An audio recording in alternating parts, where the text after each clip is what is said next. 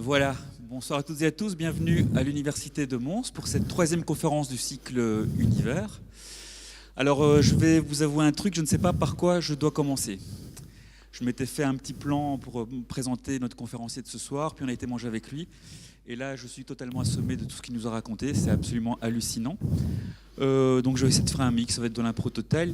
En fait, il y a une quarantaine d'années, j'ai commencé à m'intéresser à l'astronomie, et à l'époque... voilà, il y en a un qui a une lunette de 60 mm de diamètre, on est tout content, on voit les anneaux de Saturne, les cratères de la Lune, et puis un copain qui débarque avec un télescope un peu plus gros, qui a 114 mm de diamètre, et avec ça on a l'impression d'être les maîtres du monde, on voit des choses extraordinaires, on commence à voir les premières nébuleuses, et puis on grandit, et puis on rêve d'avoir un télescope de 20 cm de diamètre, et avec ça pendant 30 ans on observe, on fait des photos, on fait un tas de machins. Et puis le monsieur qui est là, lui, il joue dans une autre gamme de diamètre. Mais il a commencé finalement un peu comme nous. Ceux qui se souviennent, il y a Henri dans la salle. Il y a quelques années, les copains du Club d'Astro-Lunif avaient construit eux-mêmes un télescope. Ils en ont même fait deux, qui sont toujours utilisés lors des observations en public. Et ils avaient utilisé un bouquin de référence qui était le Texero, un bouquin des années 50, je ne dis pas de bêtises. Eh bien, notre invité, Marc Querelle, quand il avait 12 ans, il a pris ce bouquin et il a aussi fait son télescope lui-même. Et puis à 14 ans, on lui a demandé qu'est-ce que tu as envie de faire plus tard. Il a dit, moi, je veux travailler au plus grand miroir, je veux faire les plus grands télescopes du monde. Il avait 14 ans. On ne va pas lui demander son âge aujourd'hui, mais c'est ce qu'il fait. Alors si vous prenez les télescopes les plus spectaculaires au monde, de notre temps, ça se limitait aux 5 mètres du mont Palomar qui nous faisait rêver. Puis on parlait du 6 mètres russe soviétique de Zelenchuk dans l'Oural. Et puis après, voilà, on a construit les télescopes du VLT au Chili, qui sont 4 télescopes de 8,20 m. C'est lui qui les a fait.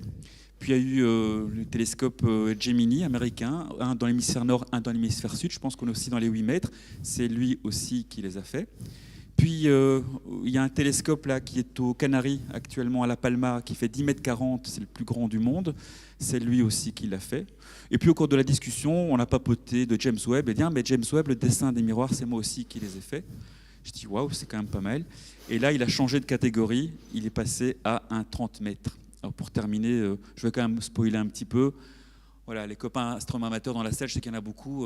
Quand on prend un oculaire de 20 mm et qu'on met ça dans un télescope habituel, on grossit 100 fois. Avec son jouet, on grossit 30 millions de fois. Voilà, donc Marc, un grand merci d'être venu jusqu'ici. Marc de formation est ingénieur arts et métiers. Il a une carrière dans le privé au niveau des sociétés qui construisaient les miroirs. Et là, aujourd'hui, il travaille pour l'Observatoire européen austral, donc l'ESO, et il est en route aux 4 coins du monde. Et aujourd'hui, on est bien heureux de l'avoir attrapé au vol à Mons. Un grand merci d'avoir accepté notre invitation. Et la salle est à toi. Merci beaucoup. Merci beaucoup.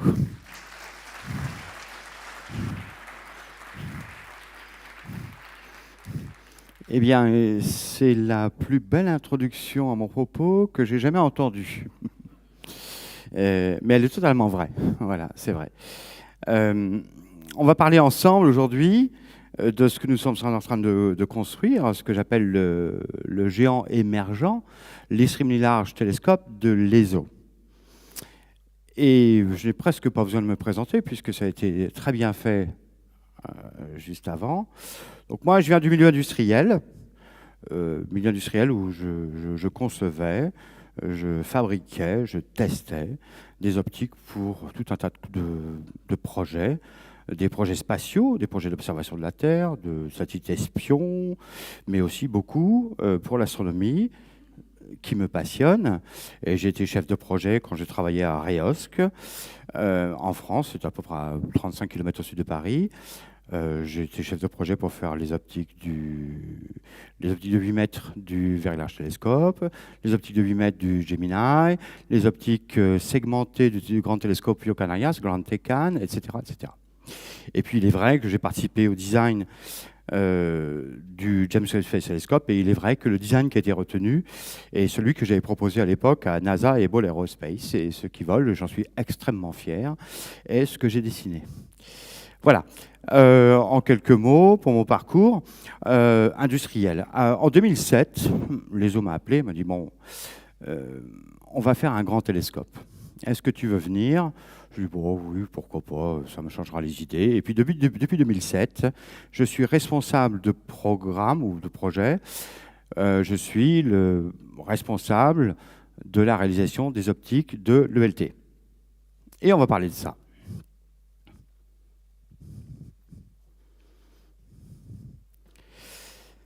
Cette présentation n'est pas une conférence scientifique. D'accord ?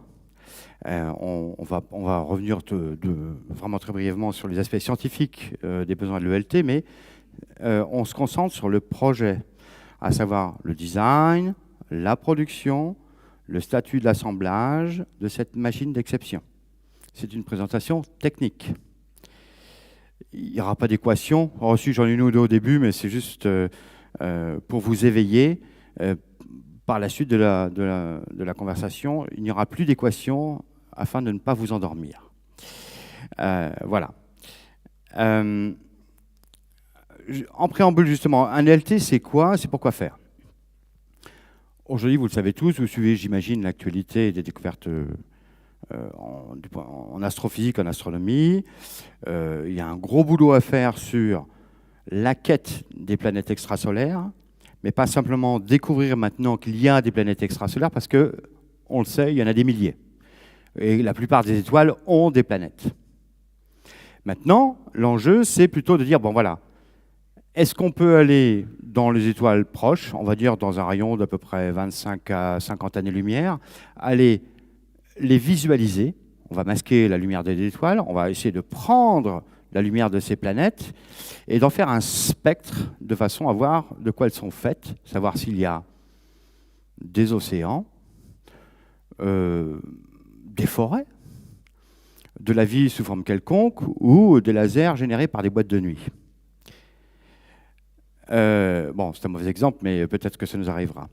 On va étudier aussi, on a besoin d'études des populations stellaires et galactiques. Il y a beaucoup de galaxies aujourd'hui qui sont inaccessibles parce qu'elles sont trop loin. On n'arrive pas à extraire exactement leur spectre, leur structure, etc. Et on veut retracer l'évolution de l'ensemble galactique à travers l'histoire de l'univers. Du point de vue de la cosmologie, il y a des étoiles qui nous intéressent, ce qu'on appelle les Deep 3, je ne vais pas rentrer dans le détail, mais ce sont les étoiles primordiales qui ont été formées après le Big Bang et les galaxies qui leur sont associées. Là, on a beaucoup de travail à faire. Il nous faut pouvoir les détecter en enregistrant le spectre. On veut mesurer ce que j'appelle en direct ici la décélération de l'expansion. C'est-à-dire que l'univers est en expansion, il a subi une inflation, puis il a décéléré, puis réaccélère, on ne sait pas pourquoi, comment, etc. C'est lié probablement à des problèmes de matière noire, d'énergie noire, tout un tas de concepts qui sont en discussion permanente. Et on a besoin de télescopes puissants pour pouvoir sonder ces énigmes. Voilà. Et puis on va continuer à tester et encore retester la relativité générale. Pour le moment, on est sans défaut, elle a toujours été validée. Et puis l'inconnu. À chaque fois qu'on fait des grands télescopes, à chaque fois qu'on fait des grands instruments, à chaque fois qu'on fait des grands accélérateurs de particules, on tombe sur quelque chose de nouveau et on se gratte la tête en se disant « mais mince, qu'est-ce que c'est ?»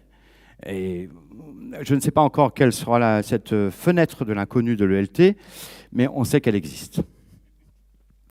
Toujours en préambule, c'est là que je vais faire un petit peu d'équation, j'en suis désolé. Qu'est-ce qu'un télescope? Bon, imaginons nous avons une étoile loin, qui, même si elle est grande, n'apparaît pour nous que comme un point. Et ce point, nous allons l'imager à travers un télescope. Alors, je ne sais pas si... Alors, comment est-ce qu'on voit mon pointeur ici? Hop. Voilà mon pointeur. L'étoile est là-haut, elle passe à travers un instrument. Alors là, c'est une simple lentille, mais ça peut être un miroir, mais ça peut être 5 miroirs, 10 miroirs, 30 lentilles, ce qu'on veut. Et puis, on va venir imager l'image de cette lentille, qui est un point, situé à l'infini, au foyer. De par la nature ondulatoire de la lumière, l'image d'un point n'est pas un point, mais une tache, ce qu'on appelle une tache de diffraction, une tache d'Airy. L'énergie de cette étoile imagée au foyer est diluée sous cette forme, et cette forme va définir la limite de résolution de notre instrument. on ne va pas rentrer dans un détail fou, mais sachons qu'en gros, à mi-hauteur, cette tâche d'Airy, elle fait lambda sur d. Et après, je ne vous embête plus avec les équations, je vous l'ai promis. Lambda, c'est la longueur de la lumière. Longueur d'onde de la lumière, si on est dans le visible, dans le vert, on va dire 0,5 microns. Et on va diviser par d, qui est le diamètre de notre instrument. On comprend immédiatement que si on veut de la résolution, si on ne change pas lambda parce qu'on continue à vouloir observer dans le visible, il n'y a qu'une chose sur laquelle on puisse jouer, c'est augmenter le augmenter. J'arrive, je suis désolé, j'appuie sur le mot. Voilà. Il nous faut augmenter tout simplement le diamètre. Et c'est purement linéaire. Si vous voulez être 2 fois plus résolvant avec un télescope, vous multipliez par 2 le diamètre du télescope, et ainsi de suite, et ainsi de suite. Donc une équation, mais une équation qui est simple. Alors, est-ce que, voilà. Maintenant, les objets qu'on observe sont faibles. Sont faibles parce qu'ils sont loin, sont faibles parce qu'ils sont peu émissifs, sont faibles parce que c'est des exoplanètes, etc. Donc ce qu'il faut qu'on capture avec un télescope, c'est un maximum de photons. Et donc il nous faut un maximum de surface. Et donc il nous faut un maximum de diamètre au carré. Encore une fois, un argument pour dire, bon voilà, si on veut s'améliorer en termes de résolution et de sensibilité, il nous faut augmenter le diamètre. Là, on n'est plus linéaire, on passe avec le carré. C'est-à-dire que si je prends un télescope et que j'augmente son diamètre d'un facteur 2, je capte 4 fois plus de lumière, et ainsi de suite. Et c'est pour ça que depuis Galilée, en passant par Newton, en passant par Herschel, en passant par Ross, en passant par Hooker, en passant le L que tu as cité justement juste avant, eh bien, la course a été à augmenter, augmenter, augmenter, toujours augmenter le diamètre. Jusqu'à les télescopes qu'on va qualifier des tas de lards aujourd'hui, que sont par exemple le Very Large Telescope, qui sont 4 télescopes de 8,20 mètres de diamètre au Chili, mais aussi le Grand Tecan de 10,40 mètres aux Canaries, et puis les 2 Gemini, et puis les 2 Keck, etc. Mais on s'est arrêté à 10 mètres.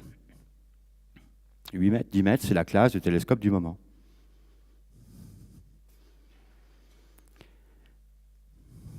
Alors, ok.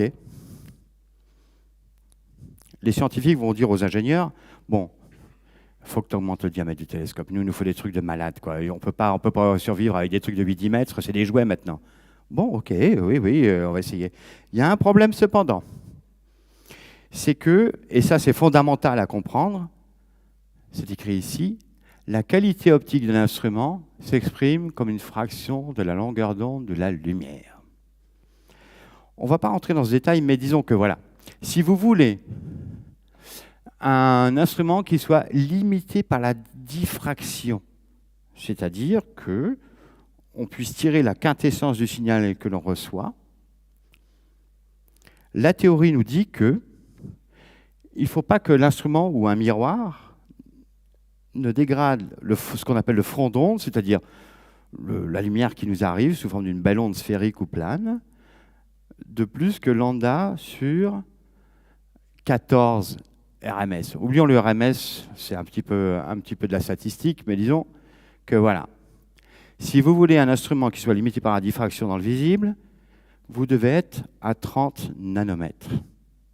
Le front d'onde ne doit pas être dégradé de plus de 30 nanomètres lorsqu'il arrive au détecteur. On parle de nanomètres. On ne parle pas de centimètres, on ne parle pas de millimètres, on ne parle pas de microns, on parle de millièmes de microns. OK ? Et ça, c'est fondamental. La taille de la surface optique n'influe pas sur la précision demandée. Si je veux 30 nanomètres, j'ai besoin de ce 30 nanomètres que je fasse un télescope de 10 cm, que je fasse un télescope de 20 cm, quand j'en fasse un de 10 mètres, la génération actuelle, ou 40 mètres, ce qu'on essaie de faire, ou demain 100 km. Le challenge pour un ingénieur, c'est de se dire comment je vais produire des surfaces qui soient précises à 30 nanomètres sur 1000 m², 10 000 m², 100 000 m². Donc les scientifiques sont gentils, ils veulent toujours plus gros.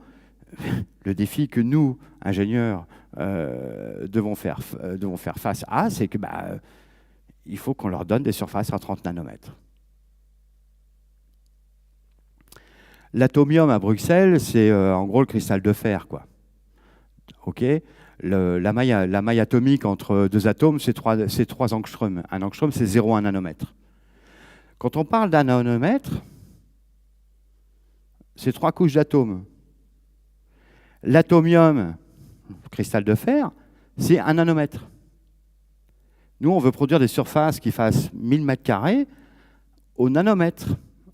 C'est-à-dire, enfin pas à nanomètre, à 30 nanomètres. On parle de 30 tailles de cristal atomique.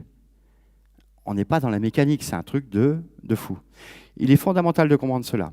On a besoin d'augmenter le diamètre pour la résolution. On a besoin d'augmenter le diamètre pour capter du photon. Mais même quelle que soit la dimension que l'on va devoir produire, il faut que nos surfaces soient à 30 nanomètres. Point.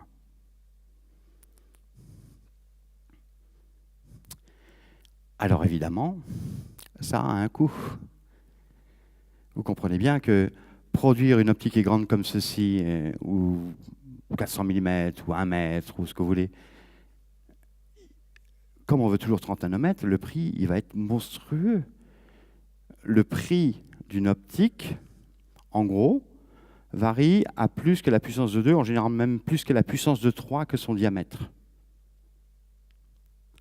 Si je fais un 200 mm, que j'ai payé fort cher à la Maison de l'Astronomie à Paris, j'ai payé 1 500 €, et que je veux un 400, dans la même catégorie, il faut que je m'attende à avoir des prix exorbitants. Et maintenant, si je veux faire un ELT de 40 mètres, comprenez que le coût risque d'en pâtir. Voilà, c'était mon préambule. Il est important que vous ayez ça à l'esprit. Les surfaces optiques dont on parle, c'est les surfaces qui ont des précisions nanométriques, de quelques millièmes de microns, et donc de quelques millionièmes de millimètres. Quand j'ai commencé en tant que mécanicien, je ne comprenais même pas l'échelle du nanomètre. On ne la comprend pas parce qu'on ne la saisit pas, on ne la voit pas, on ne la touche pas. C'est horrible, on parle de quelques couches d'atomes. On veut du diamètre au carré. La qualité optique doit rester à 30 nanomètres et le challenge devient complètement fou. Ceci dit, il y a des gens qui relèvent les challenges. Moi, par exemple, et d'autres, mes collègues. Et on se dit, bah, tiens, allez, on va faire un ELT. Les 8 mètres, les 10 mètres ne sont pas des jouets, mais méritent qu'on les grandisse, disons-le comme cela. Et donc, on s'est mis en tête de faire un télescope qui puisse vraiment aider la science, par exemple, au niveau de la spectrométrie des exoplanètes, ce genre de choses. Et quand on a aligné toutes les équations, on s'est dit, 30 mètres, c'est le mini, 40 mètres, ce serait bien. Et si on avait 60 mètres, entre 60 mètres et 100 mètres, ce serait l'idéal. Pour des raisons de coût, d'ingénierie, de difficulté, on a dit on va faire un 40 mètres à 39, et c'est l'ELT dont je vais vous parler ce soir. On va parler rapidement de ce qu'est l'ESO. Je travaille à l'ESO. On va parler rapidement du site. On va regarder ce qu'est l'ELT dans ses grandes formes. On va rentrer un petit peu dans le détail technique de ce qu'est le dôme du télescope, de ce qu'est la structure du télescope. Je vais vous faire un petit timelapse du chantier de sa construction. On va parler des optiques, qui sont des optiques de malades. On parlera d'autres éléments qui viennent se greffer sur le télescope, ce qu'on appelle des stations préfocales, des étoiles laser. On parlera extrêmement brièvement des instruments, mais vraiment extrêmement brièvement, parce que ce qu'on appelle les instruments, qui sont en gros les caméras que l'on met au foyer du télescope pour analyser la lumière, méritent à chacun une conférence. Et donc je ne pourrais pas développer ça ce soir, c'est clair. Et puis, quelques perspectives et conclusions. Alors, l'ESO, European Southern Observatory, ou alors Observatoire européen austral, est une organisation intergouvernementale créée par 5 pays européens, dont la Belgique, vous voyez en haut, en 1962, Belgique, France, Allemagne, Pays-Bas, Suède, dont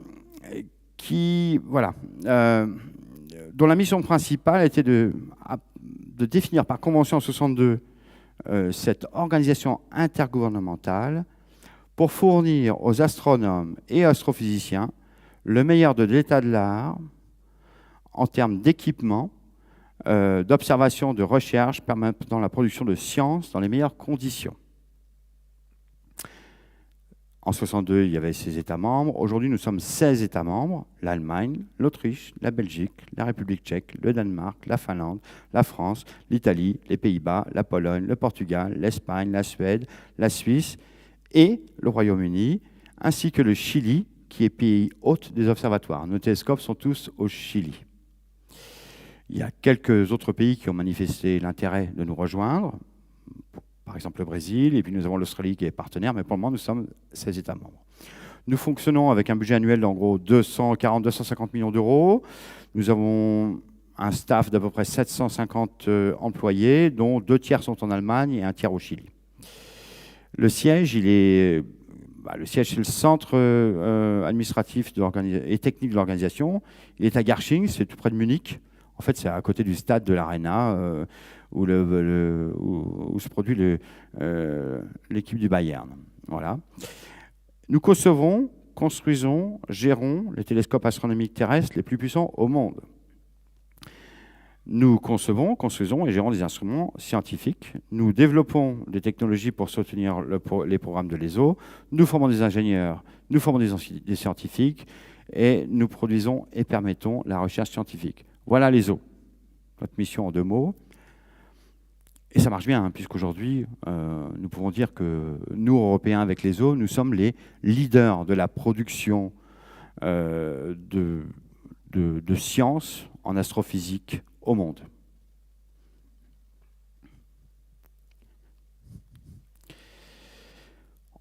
Voilà, 16 États membres, 30% des astronomes au monde, tout de même, comme je disais. Et puis là, on voit quelques images d'où on est. Ici, vous avez l'image du siège à Garching, donc c'est dans le sud de l'Allemagne, à côté de Munich. Et ici, nous sommes au Chili. D'accord, vous trouvez un observatoire qui s'appelle ALMA, qui est ici sur le plateau de Chajnantor, tout au nord du Chili, en Antofagasta. C'est un observatoire submillimétrique. Nous avons l'observatoire de Paranal, ici, et puis bientôt de Paranal et Armazones, où se situe le LT, avec les télescopes de 8 mètres. L'ancien observatoire de la CIA, qui est toujours opérationnel. Et puis Santiago, et à Santiago, des bâtiments administratifs et autres. Voilà, ça, c'est les eaux. Le Chili, pour mémoire, tout le monde n'y est pas allé, c'est ici, ok. Vous êtes dans la lumière ardente ici. Je trouve triste à chaque fois que je viens en Belgique de voir la qualité de votre ciel, puisqu'il n'a pas de qualité, puisqu'on ne le voit pas, puisque vous êtes une lanterne au même titre que les Pays-Bas. Il vous faut descendre un petit peu plus bas, peut-être dans certaines régions de France ou d'Espagne, mais c'est une catastrophe. Bon. Au Chili, là, on est au bord du Pacifique, on est à l'extrême sud du Pérou, on est au nord du Chili. Il y a un désert qui s'appelle le désert d'Atacama, qui est hyper aride. Il y a des nucléaires tout le temps. Il ne se passe rien et on met nos observatoires là-bas. Le LT ne sera pas à côté de Mons. Ben, voilà un petit peu ce qu'on voit dans le ciel là-bas. Hein. Bon, là, c'est une photo, mais je vous dirais qu'à l'œil, c'est presque ça. Hein. C'est extraordinaire. Okay, alors, l'Atacama nous offre vraiment d'excellentes conditions pour l'observation. Pourquoi? D'abord, on a un ciel clair. On a plus de 90% des nuits où c'est absolument clair. Clair, c'est il n'y a pas un nuage, il n'y a pas une brume, il n'y a rien. C'est le ciel clair. Alors, on va être gêné par la Lune, évidemment, si elle est là, mais c'est ciel clair. Il y a peu de turbulences. Le gros problème de l'observation astronomique au sol, c'est que l'atmosphère perturbe considérablement les signaux qui nous viennent de l'espace sous forme de turbulences. Et ça, c'est très, très gênant. Si vous êtes dans un site dit moyen, alors moyen, ça peut être quand même, vous êtes à 4000 mètres dans les Alpes, normalement, c'est du bon, quoi. Ben, eh bien, vous allez voir votre étoile yoyoter, déformée, etc. Il y a de la turbulence qui va affecter considérablement la qualité des observations. Ici, au Chili, en comparatif, on a ce qu'on appelle des seeing qui tombent à 0,2, 0,3, 0,4 arcs secondes RMS. Mais on ne fera pas mieux, c'est ce qui se fait de mieux au monde. Après, vous avez la même chose au sommet du Mauna Kea à Hawaï. Voilà les 2 sites un petit peu qui sont les vedettes. Donc, il y a peu ou pas de pollution lumineuse. Encore que là, on est menacé par une sale usine qui va se construire pas loin. Mais j'en reviendrai pas là-dessus d'ailleurs. Et puis, pardonnez-moi, à chaque fois je me trompe de bouton. l'air y est très sec. Quand je vais au Chili, je bois 3 litres, 4 litres d'eau par jour, c'est normal, parce que l'humidité relative là-bas, c'est 3 à 5%. Alors, ce n'est pas bon pour nous, parce que nos poumons se dessèchent, on a besoin de s'hydrater de manière permanente, mais pour l'observation astronomique, c'est génial, parce que ça nous donne une fenêtre sur l'infrarouge, parce que l'humidité est un absorbeur de l'infrarouge. Et on a besoin de l'infrarouge pour observer pour les galaxies, pour les objets lointains qui ont un décalage vers le rouge. On aime cela. Et nous avons aussi une excellente couverture du ciel. Je l'appelais ça ici la vision du ciel. On couvre l'hémisphère austral. Chez nous, au nord, en Europe, on voit une portion de la Voie lactée, il y a le Cygne, il y a l'Aigle, etc. Bon, et puis, mais on a difficilement accès, par exemple, au centre de la galaxie, dans les constellations du Sagittaire, etc.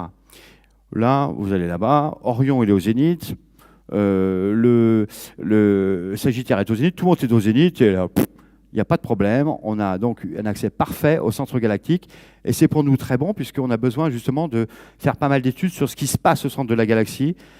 Il y a un trou noir, on le sait, il y a une dynamique autour de ce trou noir, et on veut étudier ça, donc il nous faut un accès aussi, je dirais quasi permanent, au noyau galactique. J'ai coutume de comparer l'Atacama à Mars, parce que finalement, vous voyez, ça c'est une image toute bête. Vous sortez de l'observatoire, vous faites 10 mètres, voilà ce que vous trouvez. De la caillasse, de la poussière, des montagnes au loin, il n'y a pas d'air, et il fait pas chaud, c'est pas un désert chaud, c'est un désert frais. Il fait 10 degrés en moyenne, quoi. Des fois il fait moins 10, quelquefois il fait 20, quand il fait 20 il fait chaud. Mais je veux dire, changez juste la couleur du ciel et puis vous êtes sur Mars. Il n'y a pas d'araignées, il n'y a pas de moustiques, il n'y a pas de mouches. Vous ne serez pas embêté par tout ça là-bas, il n'y a rien. Il n'y a pas de vie. Et je vous ai parlé du site de l'ESO, maintenant on va rentrer dans le cœur du sujet, l'ELT. Là vous avez une vue d'artiste de ce que sera l'ELT une fois terminé sur sa montagne. Alors, c'est le plus grand télescope. Pardonnez-moi, il faut que je bois. Optique et infrarouge. Il a un diamètre de 39,4 mètres. On avait, avant 2012, une version qui faisait 42 mètres, mais on a modéré un petit peu nos velléités, puisqu'il y avait quelques petits problèmes de risque et de coût. Aujourd'hui, on l'a baissé à 39 mètres. Pardonnez-moi. Il est équipé d'un miroir primaire segmenté. On va revenir sur ce miroir. Il est équipé d'optique adaptative. Une optique adaptative est une optique qui nous permet de corriger les effets de l'atmosphère, les turbulences, d'accord, et se retrouver un petit peu dans les conditions spatiales. Alors, pas tout à fait, mais quasiment. Il est équipé aussi, on le verra, de générateurs d'étoiles laser. On verra ce que c'est. On envoie des lasers dans la trop de atmosphère. Et ces lasers interagissent avec les hautes couches de sodium et nous font des étoiles artificielles qui nous servent pour calibrer nos instruments. Nos instruments, calibrer le télescope. Et puis, c'est un télescope dédié à la science des exoplanètes, comme on l'a dit, les populations galactiques stellaires, la cosmologie, l'inconnu, etc. La construction elle-même, même si on a démarré les études, en gros en 2007, la construction a démarré en 2014 et elle va durer jusqu'à 2028, peut-être 2029. Ce télescope sera au sommet du Cerro Armazones au Chili et il sera partie intégrante de l'observatoire du mont Paranal. Le coût, 1,5 milliard d'euros à peu près, d'accord, en incluant les instruments de première génération, des marges. Et une fois en opération, opérer ce télescope coûte à peu près 50 millions d'euros par an. Alors, quand je dis qu'il fait partie intégrante du Cerro Paranal, le Very Large Telescope que vous voyez ici, donc ces 4 télescopes de 8,20 m qui sont installés ici, sont au sommet de cette montagne que l'on appelle le Cerro Paranal. Ici, vous avez la base vie, ce qu'on appelle la Residencia. Et puis, tout au fond là-bas, vous voyez ce sommet, qui est le Cerro Armazones, qui est l'endroit où on installe le LT. Bon, le LT, 3046 mètres d'altitude, 338 ciel limpide, conditions météo et atmosphériques très stables, on en a parlé. Il fait en moyenne entre 0 et 15 degrés, la moyenne c'est 9 degrés. Il peut faire moins 10, mais c'est extrêmement rare.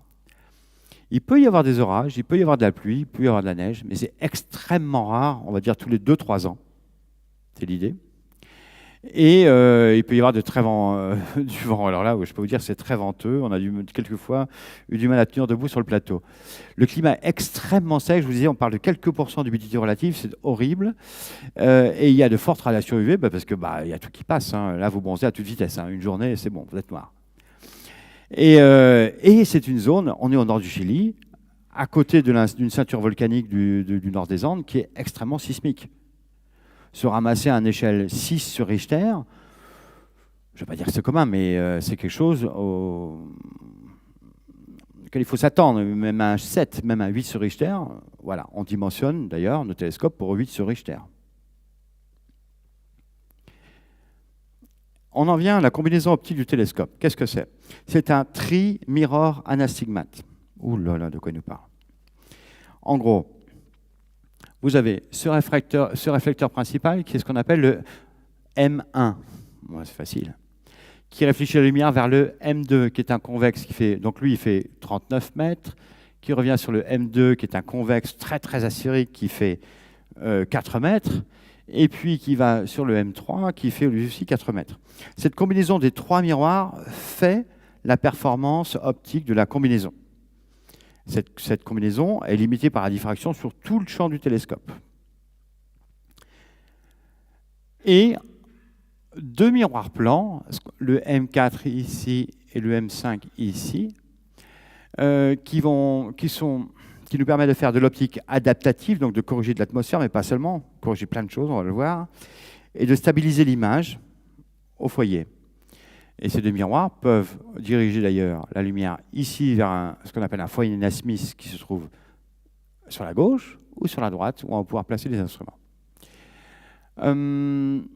Voilà, 39 mètres. Le miroir primaire, il a f sur 0,9. Alors, s'il y a des astronomes amateurs parmi vous, ils vont se dire, mais ils sont fous, f sur 0,9, c'est pas polissable, c'est pas testable. Si.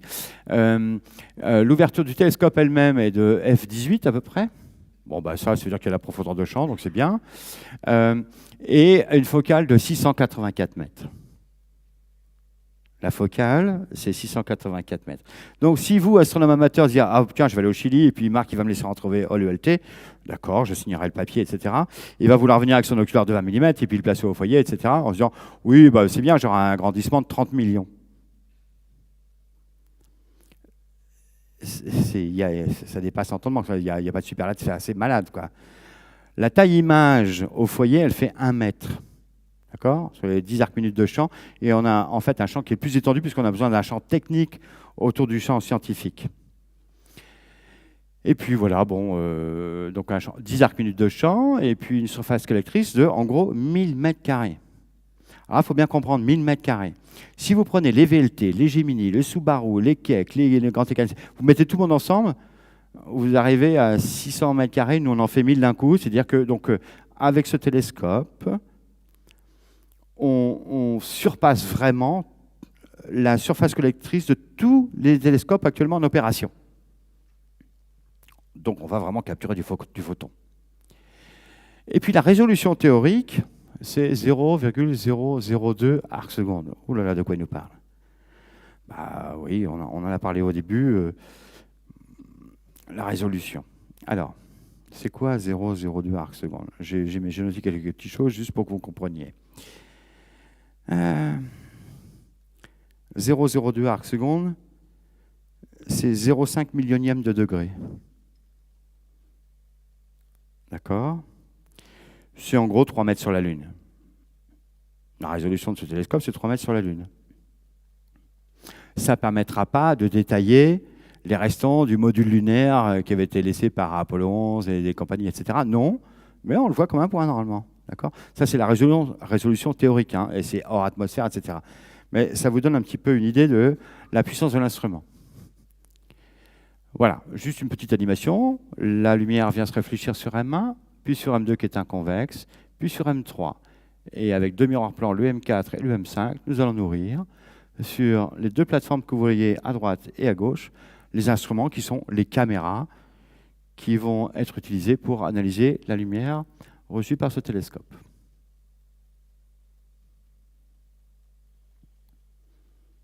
C'est simple, un bête télescope. Rentrons un petit peu dans le détail et parlons maintenant du dôme et de la structure. On va dire du dôme et du tube du télescope. Le dôme.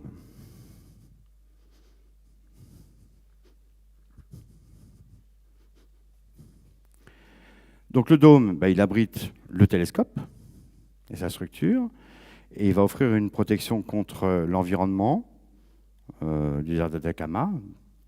Il fait 80 mètres de haut, à peu près presque 90 mètres de large, et il comporte à sa base, vous le voyez ici, cette ceinture de bâtiments auxiliaires, et donc si on inclut tout le monde, on est presque à 120 mètres. C'est un beau bâtiment. D'accord ? Il y a deux portes que vous voyez ici, les deux portes du dôme qui vont s'ouvrir pour permettre au télescope d'observer. Souvenez-vous que la fente d'observation a fait 40 mètres. Ce sont des monstres. Chaque porte pèse 600 tonnes.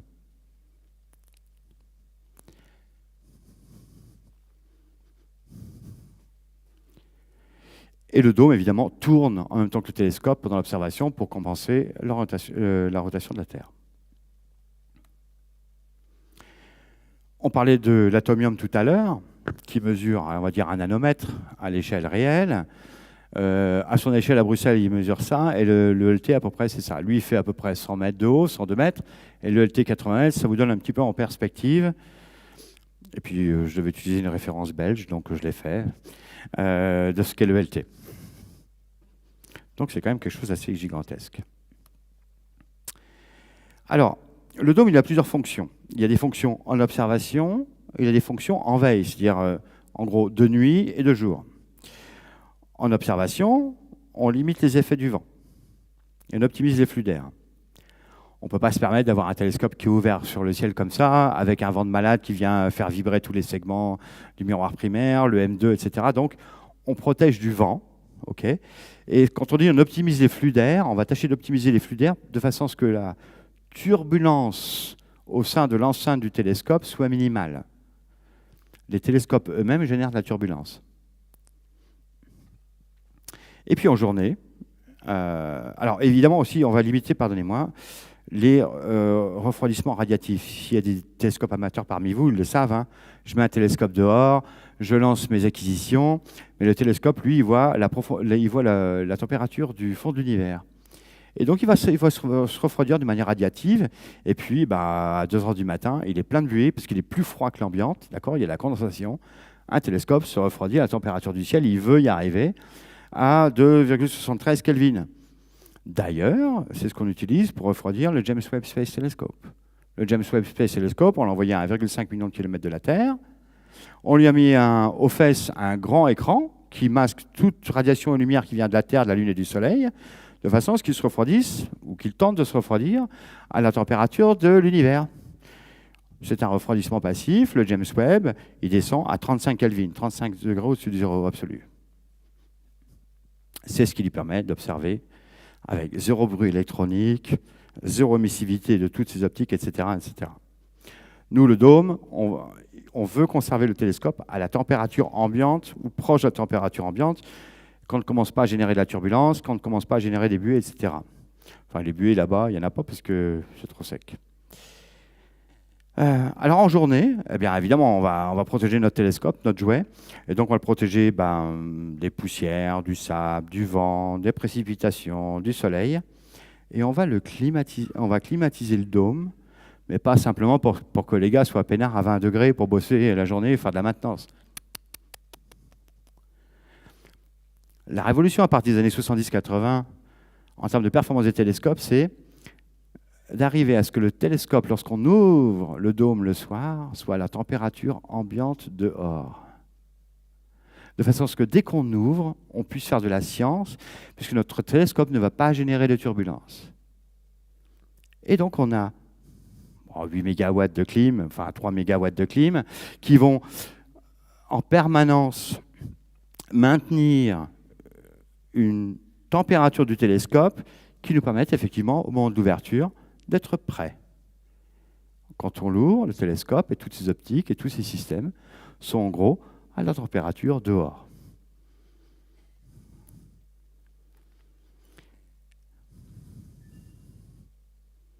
Alors, comment c'est fait? Bon, en 2 mots, hein. C'est pas très compliqué un dôme. Hein. C'est un bazar qui tourne avec 2 portes, des évents.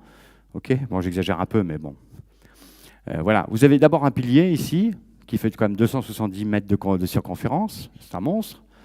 Et puis, vous avez donc ça, c'est la partie fixe. Et sur cette partie fixe, vous avez une multitude de chariots qui supportent les 6000 tonnes du dôme, que l'on peut faire tourner donc en même temps que le télescope. Et vous voyez ici donc les évents qui nous permettent de contrôler le flux à l'intérieur du télescope. Donc et on va jouer aussi avec ce que vous voyez ici, ce qu'on appelle le windscreen dans notre jargon. Donc ce qui était je ne sais pas quelle est la traduction en français d'ailleurs, ni en belge. Le windscreen, c'est l'écran avant, voilà, que nous permettent donc, en le montant, en le descendant, de limiter les effets du vent, mais en jouant sur son attitude aussi d'optimiser des flux en même temps qu'avec les évents à l'intérieur du télescope pour limiter les turbulences. Voilà. Le tout est recouvert d'un revêtement qui est une isolation, plus alu. Donc alu, on va rejeter les radiations solaires, et ça va nous aider à le maintenir en température assez correctement. Alors là-dedans aussi, il y a plein de trucs auxiliaires, il y a des ponts roulants, il y a des grues, etc. Évidemment, puisqu'on a besoin de tout ça pour faire la maintenance et le transport des optiques et autres systèmes à l'intérieur du dôme. Là, très très rapidement, je vous disais, vous avez une ceinture de bâtiments auxiliaires autour du dôme. Alors là, on va trouver tout ce que vous voulez. Hein. Il y a, donc ça c'est l'entrée. On va avoir une pièce où on va s'occuper des instruments, donc des caméras. Il faut faire de la maintenance, du montage, des ceci, des cela. Mais on a aussi tout ce que vous voulez. On a du bureau, on a des toilettes, mais on a aussi des salles informatiques, des salles pour les systèmes de refroidissement, des salles pour l'informatique et tout ce que vous pouvez imaginer dont on a besoin. Le LT, et on va aussi avoir dans une des chambres ce qu'on appelle les coating rooms, c'est-à-dire qu'on va on va remplacer le traitement réfléchissant sur les segments à raison de 1 à 2 fois par jour. Et donc tout ça, c'est une usine. Le LT, ce n'est pas simplement un observatoire, c'est aussi une usine. Vous aurez à peu près en permanence 50 personnes qui bossent pour le LT, 50 en permanence, pour faire la maintenance, pour faire les retraitements, pour faire tout ce qui est nécessaire pour faire vivre cet observatoire. Voilà. En quelques chiffres, donc je vous ai dit, il fait 80 mètres de haut. Le pilier lui-même, il fait 11 mètres, un beau pilier. Le diamètre, 88 mètres. Je vous ai dit presque 120 mètres si on inclut les bâtiments auxiliaires. Et puis, les portes, 23 fois 55 mètres, c'est gigantesque. Et la masse en rotation est d'à peu près 6100 tonnes.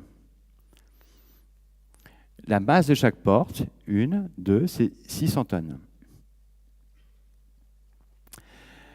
Et on parlait des évents. Alors oui, on pourra en parler, mais je ne vais pas détailler. Il y a 36 chariots, 6000 tonnes, ça fait du monde. Hein. Donc on a 36 chariots et qui font eux-mêmes 27 tonnes chacun, qui supportent toute cette masse avec sur 270 mètres de circonférence. C'est un monstre. Et on a aussi presque 90 évents. Les évents dont on en parlait, ils sont sur le côté ici, qui offrent un contrôle sur 1240 mètres carrés de flux. Et le dôme, il repose sur 118 isolateurs sismiques, c'est-à-dire en gros, c'est un petit peu comme les bâtiments au Japon. Le dôme repose sur des piliers qui vont absorber la majorité de l'énergie lors d'un séisme de magnitude 7, 8, tout ce que vous voulez, de façon à ce qu'on conserve son intégrité. La durée de vie spécifiée d'un ELT, c'est 30 ans et ce qu'on appelle le goal, c'est-à-dire l'objectif, c'est de pouvoir le faire vivre 50 ans et plus. Donc il faut se protéger de ces tremblements de terre. Voilà. Et puis, et puis comme je vous disais tout à l'heure, il faut 3 mégawatts de puissance rien que pour la climatisation et le chauffage. Parlons de la structure. Donc la structure, là, le télescope lui-même. Hein. Donc là, on rentre à l'intérieur du dôme. C'est une structure gigantesque. Hein. Vous voyez, ça c'est moi et ça c'est Philippe. Vous voyez, on est petit. Elle permet donc de pointer. Pointer, ça veut dire, tiens, tu vises tel bazar dans Sagittaire. Et puis de guider, c'est-à-dire que maintenant tu le suis, avec une très grande précision. La précision dont on parle, c'est des dixièmes d'arc seconde. Alors, il faut qu'on fasse gaffe en ingénierie à ce qu'elle soit vraiment la plus légère possible et la plus rigide possible. Là est le challenge en ingénierie, parce qu'il ne faut pas que ça se déforme trop sous son propre poids, il ne faut pas que ça rentre en vibration trop vite, etc. Il y a tout un travail d'ingénierie à faire pour avoir cette rigidité et ce minimum de masse. Et c'est un beau défi d'ingénierie. Alors, j'avance. Alors, je pourrais beaucoup détailler, mais je vais le faire juste en 2 mots. Donc, vous avez ici la structure. La structure, en fait, c'est une monture alt-azimutale. Les télescopes, vous en avez de plusieurs types. En termes de monture, il y a en général la monture équatoriale, c'est-à-dire que il y a tout ce monde qui tourne autour de la polaire à cause de la rotation de la Terre. Donc, on va mettre un axe qui tourne autour, qui pointe vers la polaire, et puis on va tourner autour. C'est ce qu'on appelle une monture équatoriale. Si on commençait à envisager ça pour ce genre de télescope, la masse, vous la multipliez par 3, immédiatement, ce serait un monstre. Donc, les grands télescopes ont des montures alt-azimutales. Vous avez un axe de rotation, que bêtement un axe de rotation autour de la verticale, et un axe de rotation d'altitude, où vous avez un axe de rotation autour de l'horizontale. C'est tout bête. Bon, par contre, ça pose des problèmes, parce que quand vous allez au foyer, et si vous faites des pauses longues, le champ observé, il tourne, à cause de la structure alt-azimutale. Bon, et puis alors, qu'est-ce qu'on peut dire? Alors, le tube lui-même, c'est cette structure-là, c'est la structure principale, ce qu'on appelle la main structure chez nous. Elle va soutenir toutes les unités optiques, ce qu'on appelle les unités optomécaniques. Ces unités optomécaniques, elles sont capables de se réaligner, avec certaines tolérances évidemment, aussi de se focaliser, de se déformer. On a de l'optique active un petit peu partout, et puis de stabiliser l'image et de compenser les perturbations externes. On a des optiques dites stabilisatrices qui vont yoyoter très très vite pour stabiliser l'image, et adaptatives pour compenser l'atmosphère et autres. On trouve donc ici la base, voilà. Ici dans le plan focal, alors vous avez trouvé plein de choses. Ici, donc souvenez-vous, il y a un foyer qui va aller là, ou de l'autre côté, on a deux plateformes qu'on appelle des plateformes Nasmyth. Et sur ces plateformes Nasmyth, on va placer plusieurs choses. D'abord, ce qu'on appelle des prefocal stations. En fait, c'est simplement un jeu de... Enfin, comment l'expliquer? Ce qu'on appelle des... On va pouvoir récupérer de la lumière dans le champ technique dans le télescope et utiliser cette lumière pour savoir si le télescope est aligné ou pas et si on doit faire des compensations. On appelle ça des guide arms chez nous. Et ça, c'est ce qu'on appelle les PFS, les prefocal stations. On va trouver aussi ici ce qu'on appelle des phasing and diagnostic stations. Donc on a des ensembles optomécaniques assez compliqués qui nous permettent de voir si le miroir M1, tous les segments du miroir M1 sont en phase. Ça, c'est là-dedans. Et puis derrière, on a des miroirs de relais qui vont pouvoir nourrir des instruments. Et on peut installer en gros 3 instruments par plateforme. Alors une plateforme Nasmyth, vous voyez les gens ici, c'est en gros la taille d'un terrain de tennis. Hein. C'est considérable. Ici, en gros, vous avez même pas deux des Nasmyth plateformes. Un instrument pour le VLT, donc les caméras, les spectrographes, etc. Un instrument lui-même, c'est la taille d'un bus. Voilà. Et sur le bord, ici, vous trouvez ce qu'on appelle les plateformes LGS. LGS pour l'anglicisme Laser Guide Stars, pour la génération d'étoiles laser qui vont nous permettre de mieux contrôler et mieux calibrer notre télescope.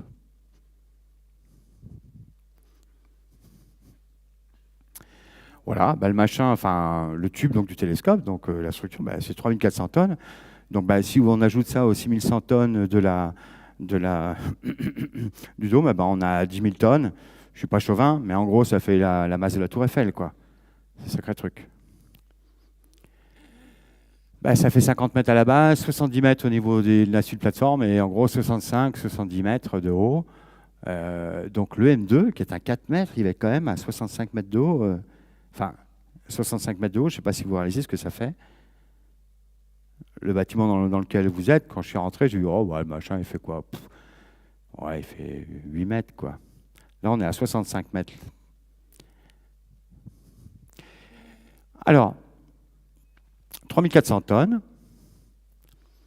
Et puis, il y a 800 tonnes d'optique là-dedans. 800 tonnes d'optomécanique. Vous pouvez imaginer ça? C'est un truc de fou, quoi.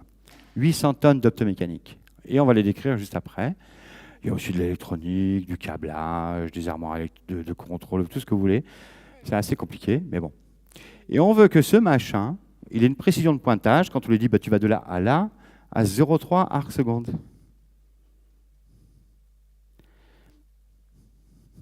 Vous vous souvenez, je vous ai dit 0,002 arcs secondes, c'était 3 mètres sur la Lune. Là, c'est 100 fois plus. Donc ça veut dire que, attends, Marc, tu te moques de nous, quoi. Pourquoi est-ce que tu vas aller pointer à 0,3 arcs secondes alors que ta résolution, c'est 0,02 arcs secondes? Ça veut dire que nos optiques, on va faire mieux que ça, et que dans notre optique, on va stabiliser l'image pour obtenir nos 2 milliards de secondes qui correspondent à la résolution du télescope.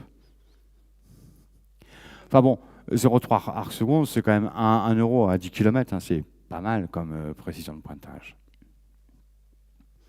Mais ce n'est pas suffisant, on regarde la résolution du télescope. Alors, vous avez donc, en fait, comme le temps passe, je ne vais pas vous décrire dans le détail ces 3 éléments, mais voilà, vous avez la structure d'azimut, le tube du télescope qu'on appelle la structure d'altitude et la tour centrale. Normalement, je devrais vous faire un blabla là-dessus, mais on va passer. D'accord? Vous trouverez de toute façon toutes ces informations sur notre site web, parce que sinon, mon exposé va durer des heures. Donc, on va passer la structure d'azimut, on va passer...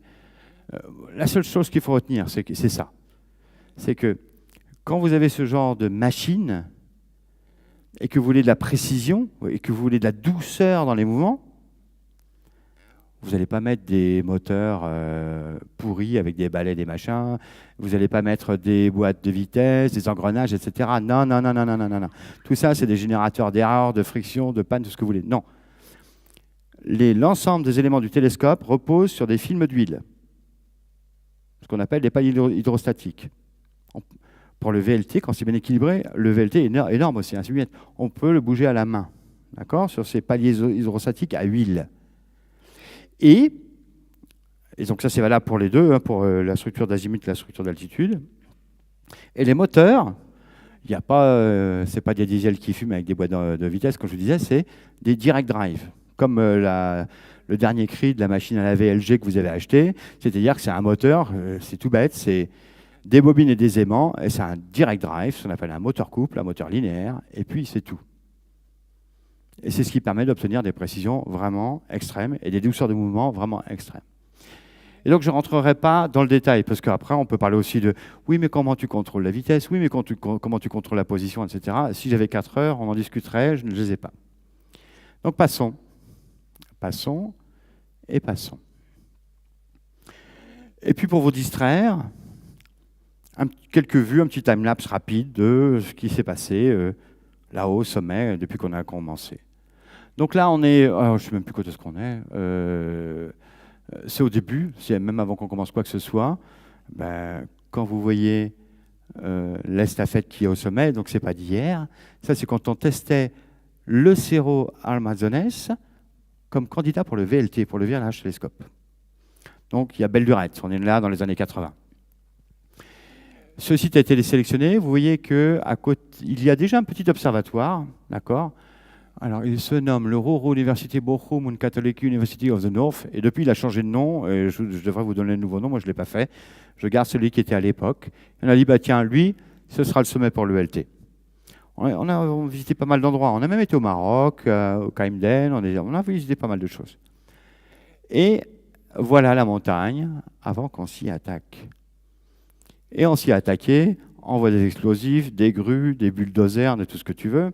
On a démarré à 3046 mètres d'altitude, on en avait 30 mètres, d'accord, pour créer cette plateforme, vous la voyez ici en cours, et puis l'ensemble des remblais, ok, de façon à obtenir la surface plane dont on a besoin pour démarrer les fondations du chantier. En même temps, vous voyez qu'on a démarré ici une route d'accès. Ici, pas encore asphaltée. Et voilà. On est maintenant en 2017, même en 2015. Vous voyez, on a fait une belle route asphaltée. La plateforme, elle est terminée. Elle est belle. Hein, donc, on était à la cérémonie de la première pierre en 2017 ici. Vous voyez, l'andouille ici, c'est moi, et puis l'ensemble de mes collègues. Vous voyez qu'on tient les chapeaux parce qu'il y a un vent de fou et puis il fait un froid de canard. On était là-haut sur la plateforme. C'est gigantesque. 300 mètres par 200 mètres. Mais ça, c'était avant qu'on commence à construire et à mettre le télescope dessus. Maintenant qu'on a construit et qu'on met le télescope dessus, on se dit « Purée, c'est trop petit, quoi. On aurait dû faire beaucoup plus grand. » Bon, c'est comme ça. Et voilà, on y va. En bas de la montagne, on a une base vie, on a des gens qui font du béton, on a tout ce que vous voulez pour faire un chantier. Il y a 300 ou 400, 500 personnes qui bossent là en permanence pour monter du béton, pour mettre des rebars, je ne sais pas comment on dit en français, donc pour renforcer le béton, donc tous ces barres que vous voyez un petit peu partout. Et puis c'est parti, on est en 2019 et on s'attaque aux fondations béton. Zou. Et on continue. Sauf qu'en 2020, il y a une petite saloperie qu'on appelle la Covid-19, vous vous souvenez, qui est venue mettre son grain de sel là-dedans. Et puis, Covid, ici, ça s'est arrêté, mais là-bas, ça s'est arrêté complètement. Au Chili, c'était le délire, quoi. On arrête. Tout le monde s'en va de la montagne. Tout le monde s'en va du camp de base. Tout le monde s'en va de la résidentielle. Plus personne. Chantier arrêté. Et on n'a pas pu redémarrer avant 2022. Alors imaginez, vous avez des équipes, vous avez 200, 300 personnes qui bossent là, vous arrêtez pour le Covid, et puis on va vous dire après le jour au lendemain, tiens, en 2022, allez, on repart. Ouais, peut-être que les gens, ils ont d'abord, peut-être qu'ils sont handicapés par le Covid, ils font peut-être un autre métier maintenant, peut-être ils n'ont plus envie, et patati et patata, donc c'était assez compliqué. L'arrêt du chantier a été vraiment très, très ennuyeux pour nous. On a souffert pendant 2 ans. Mais on a fini par s'y remettre, comme tous. Et puis là, sur la période 2022-2023, on s'y remet, et vas-y que je te coule du béton, et vas-y que je te mets des rebars, et patati, et patata. Et on va voir doucement ce petit bonhomme grandir. Alors, vous voyez par exemple ici, là nous sommes à une époque où nous sommes en train de faire la construction du dôme, donc son installation sur le pilier, d'accord? Et ce que vous voyez ici, qui est le pilier du télescope. Alors, j'ai fait un petit zoom ici, vous regardez, c'est cette toute petite zone. Ça, ce sont des gens. C'est un chantier extraordinaire, c'est un chantier naval, je dirais, d'accord? C'est une cathédrale de l'optomécanique, ce qu'on est en train de construire. Et on continue. Là, nous sommes en juillet 2024, donc il n'y a pas si longtemps. Le dôme, il est en gros, toute sa structure est terminée, et on commence à la couvrir avec ce qu'on appelle le cladding, ici, donc l'ensemble des panneaux qui vont isoler le télescope. Et voilà. Une vue du chantier.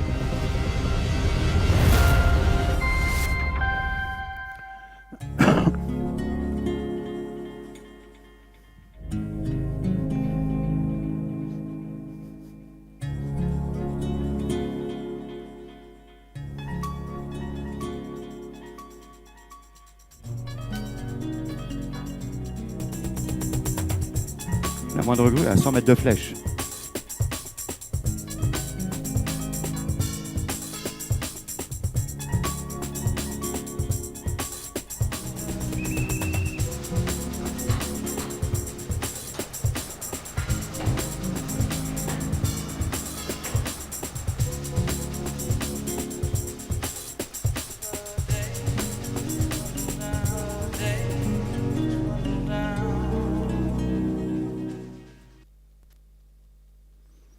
Si vous aimez les beaux chantiers, rejoignez-nous. Et voilà, là on est, regardez, le 2 octobre 2025. En gros, là, donc tout ce qui est fondation béton, tout ça c'est terminé. La structure du dôme, elle est en place, elle est en train d'être couverte maintenant. Vous le voyez avec l'ensemble des panneaux isolants. Et ce sera bientôt terminé. La structure du télescope, elle est quasiment terminée elle-même aussi. Et donc dans quelques semaines, en fait, le télescope va disparaître puisqu'on va fermer nos 2 portes de 600 tonnes chacune, et on va pouvoir bosser en catimini pour faire fine mechanics, comme on dit en anglais, c'est-à-dire pour maintenant finir de monter le télescope et commencer à le mettre en place. mettre en place les optiques, etc., etc. Donc d'ici Noël, normalement, tout ça c'est fermé, c'est fini. Vous pourrez aller sur les webcams de l'ESO, vous verrez un truc qui est fermé et pas intéressant. Bon, on est sympa, on a mis une webcam à l'intérieur. Voilà. Ça, c'est la structure. Vous voyez, ça, c'est le berceau sur lequel la structure tourne sous son film d'huile de 20 microns d'épaisseur. Et là-haut, la structure du M2. Et vous voyez en bas, la structure aussi qui est prête à accueillir le M1. Et nous voici à l'intérieur de la structure du M1. Vous voyez, on est en train maintenant d'installer tous les supports où il y aura les armoires électriques, les armoires électroniques, informatiques, etc., les câblages et patati patata. Et au-dessus de ces messieurs sont installés les 800 segments que formeront le M1. Et c'est une bonne transition pour passer sur les optiques.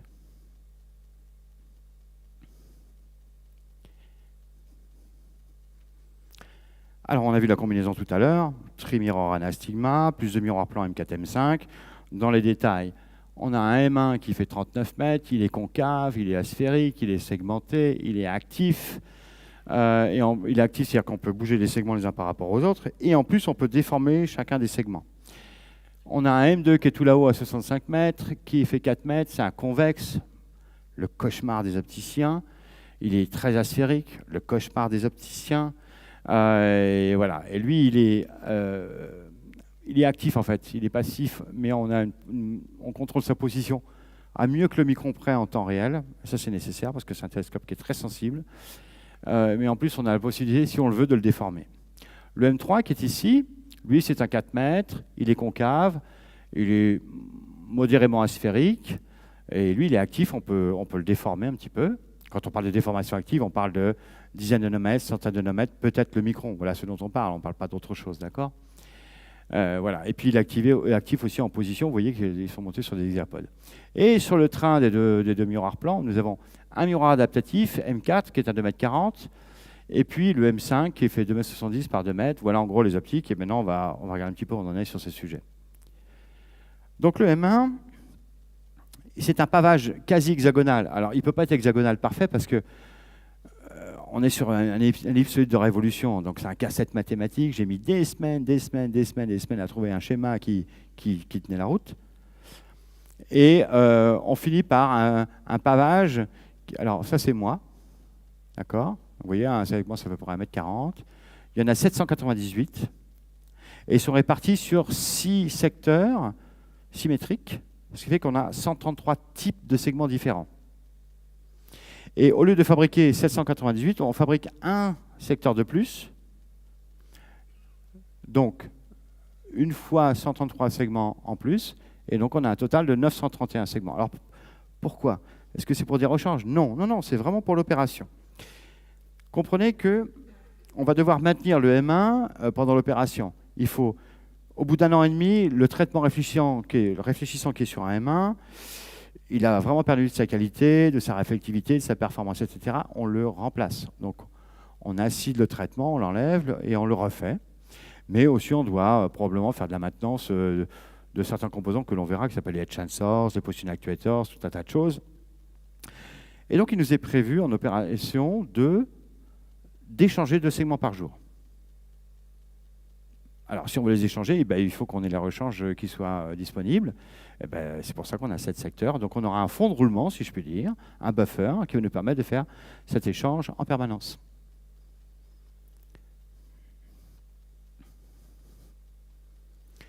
Alors, un segment n'est pas un segment. Pour nous, un segment, c'est un segment assembly. C'est ce que vous voyez là-haut. C'est en fait le substrat de verre, on verra, c'est de la vitrocéramique, attaché à sa mécanique, avec des edge sensors, on verra ce que c'est. Voilà. Et une structure qui est montée de manière permanente sur le télescope, ce qu'on appelle la subcell ou la fixed frame, qui comprend un piston ici qui nous permet de lever les segments pour pouvoir les enlever du M1 et les remettre en place, et puis des actionneurs ici qui sont 3 actionneurs qui permettent de piloter la position en temps réel des segments les uns par rapport aux autres. Si on inclut tout le bazar là-dedans, en gros, le M1, c'est plus de 10 000 composants. Et quand je dis 10 000 composants, c'est au niveau. Si je commence à descendre dans le bas niveau, qu'on compte les écrous, les vis, les pièces, les machins, c'est plusieurs millions, d'accord? Les bouts de verre, ils sont en zéro dur. Le zéro dur, c'est une vitrocéramique. Elle a été élaborée par Schott en Allemagne, à Mayence. C'est une vitrocéramique un petit peu semblable à ce qui équipe, je dirais, les plaques à induction que vous pouvez trouver dans votre cuisine. Un coefficient de dilatation extrêmement bas. Elle peut supporter des chaleurs intenses, mais comme elle se dilate très peu, ça ne génère pas de contrainte dans le verre et donc il ne casse pas. C'est ça le zéro dur. Celui que vous avez dans vos cuisines, il s'appelle le Ceran. Et puis celui-là, c'est le haut de gamme du Ceran, on va dire. C'est un matériau qui est fantastique. Donc c'est un bout de verre, un peu meilleur que le verre en termes de résistance, et qui se dilate de pas plus de 30, 10, moins 9 par Kelvin pour les gens qui aiment un petit peu les chiffres, c'est-à-dire rien.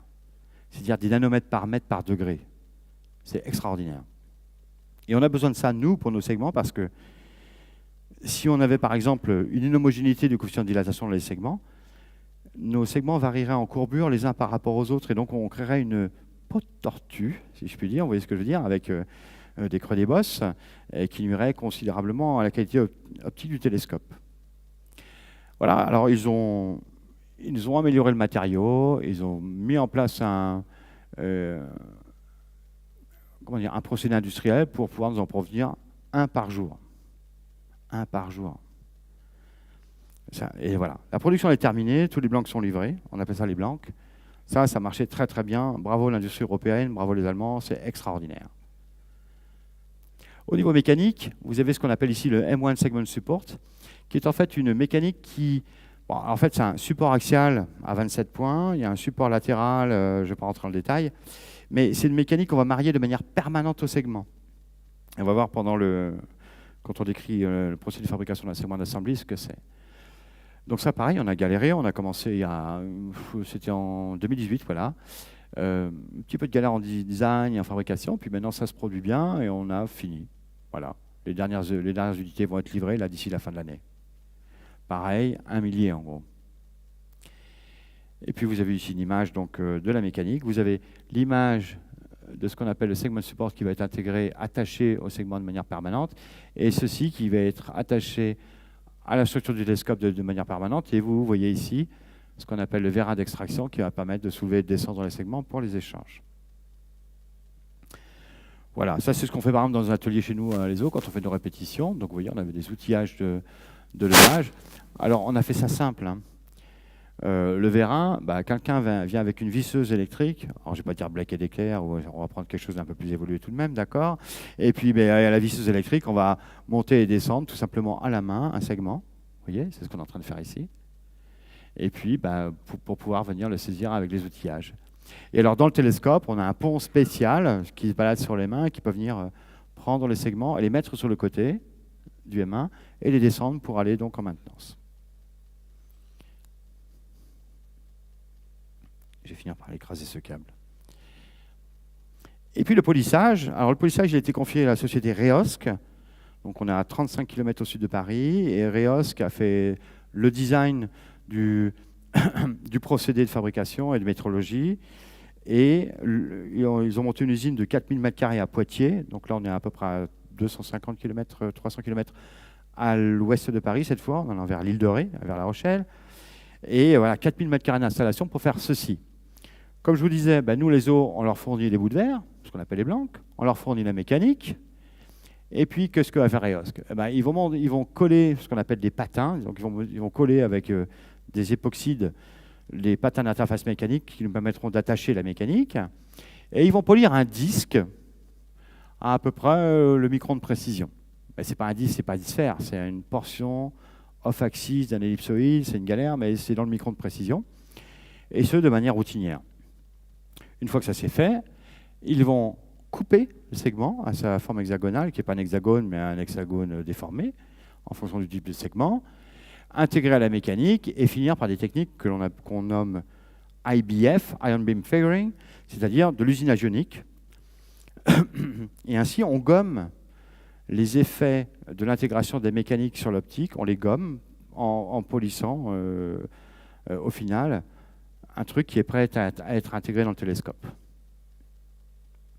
Et voilà, donc vous avez un petit peu une vue ici du truc. Alors, pour des raisons évidemment de propriété industrielle, on ne veut pas vous décrire tout le procédé, les machines, les patati patata, mais ça c'est simplement, vous voyez le couloir de production, il y en a partout. Il y en a partout. J'ai jamais vu autant d'optiques de ma vie, c'est un truc de malade. Il y en a 1000 mètres carrés, il y a 1000 segments en fabrication, c'est un truc de fou. On a eu du mal à démarrer, mais non, ça bouge bien. On en a produit maintenant plus de 600 et on en fait à peu près un par jour. Ça dépote. Si vous pouvez aller voir votre gouvernement en Belgique et dire, bon, c'est bien, il y a une usine qui fabrique des segments, nous on en voudrait pour faire un télescope, etc. N'hésitez pas à essayer de vous faire financer pour faire continuer pour faire perdurer cette usine. Voilà. Le produit qu'on obtient à la fin, ça ressemble à ça. L'andouille ici, c'est moi. Donc vous voyez la taille, à peu près 1,40 m. Et chacun de ces segments est donc d'une portion d'ellipsoïde de révolution. Et ils sont à 15 nanomètres sur l'onde. Ça veut dire que la surface mécanique de chacun des segments est meilleure que 7 nanomètres. Et il n'y a pas d'effet de bord, parce qu'on les a coupés. Il n'y a rien. C'est les optiques les plus pures et les plus belles que j'ai jamais vues. Quand j'ai commencé à travailler dans l'optique dans les années 90, même ce que l'on appelait les sphères de référence de métrologie, qui ne servaient vraiment de référence pour les métrologies, étaient moins bonnes que les segments qu'on est en train de produire. On a franchi des gaps en termes de capacité technique et en termes de capacité industrielle qui sont extraordinaires.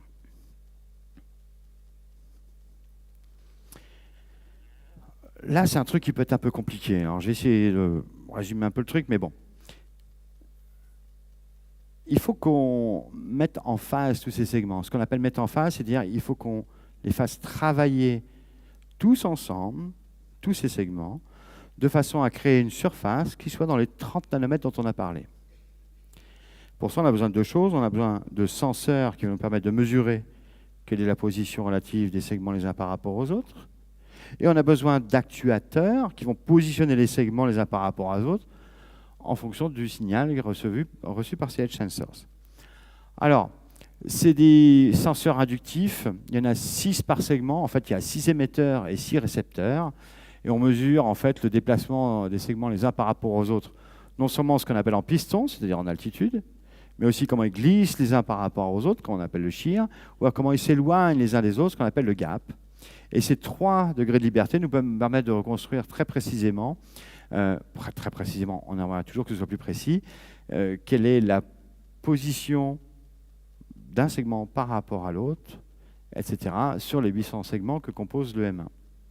Et puis ensuite, on fait de la mathématique pour savoir quel va être l'optimum de positionnement de l'ensemble des segments pour obtenir la surface optique voulue. Ce qu'on appelle les edge sensors, c'est fait par des Allemands, Physics Instruments, vraiment très très bon senseur. La performance, elle est sous le nanomètre, c'est-à-dire qu'ils nous arrivent à nous mesurer des déplacements qui sont presque atomiques.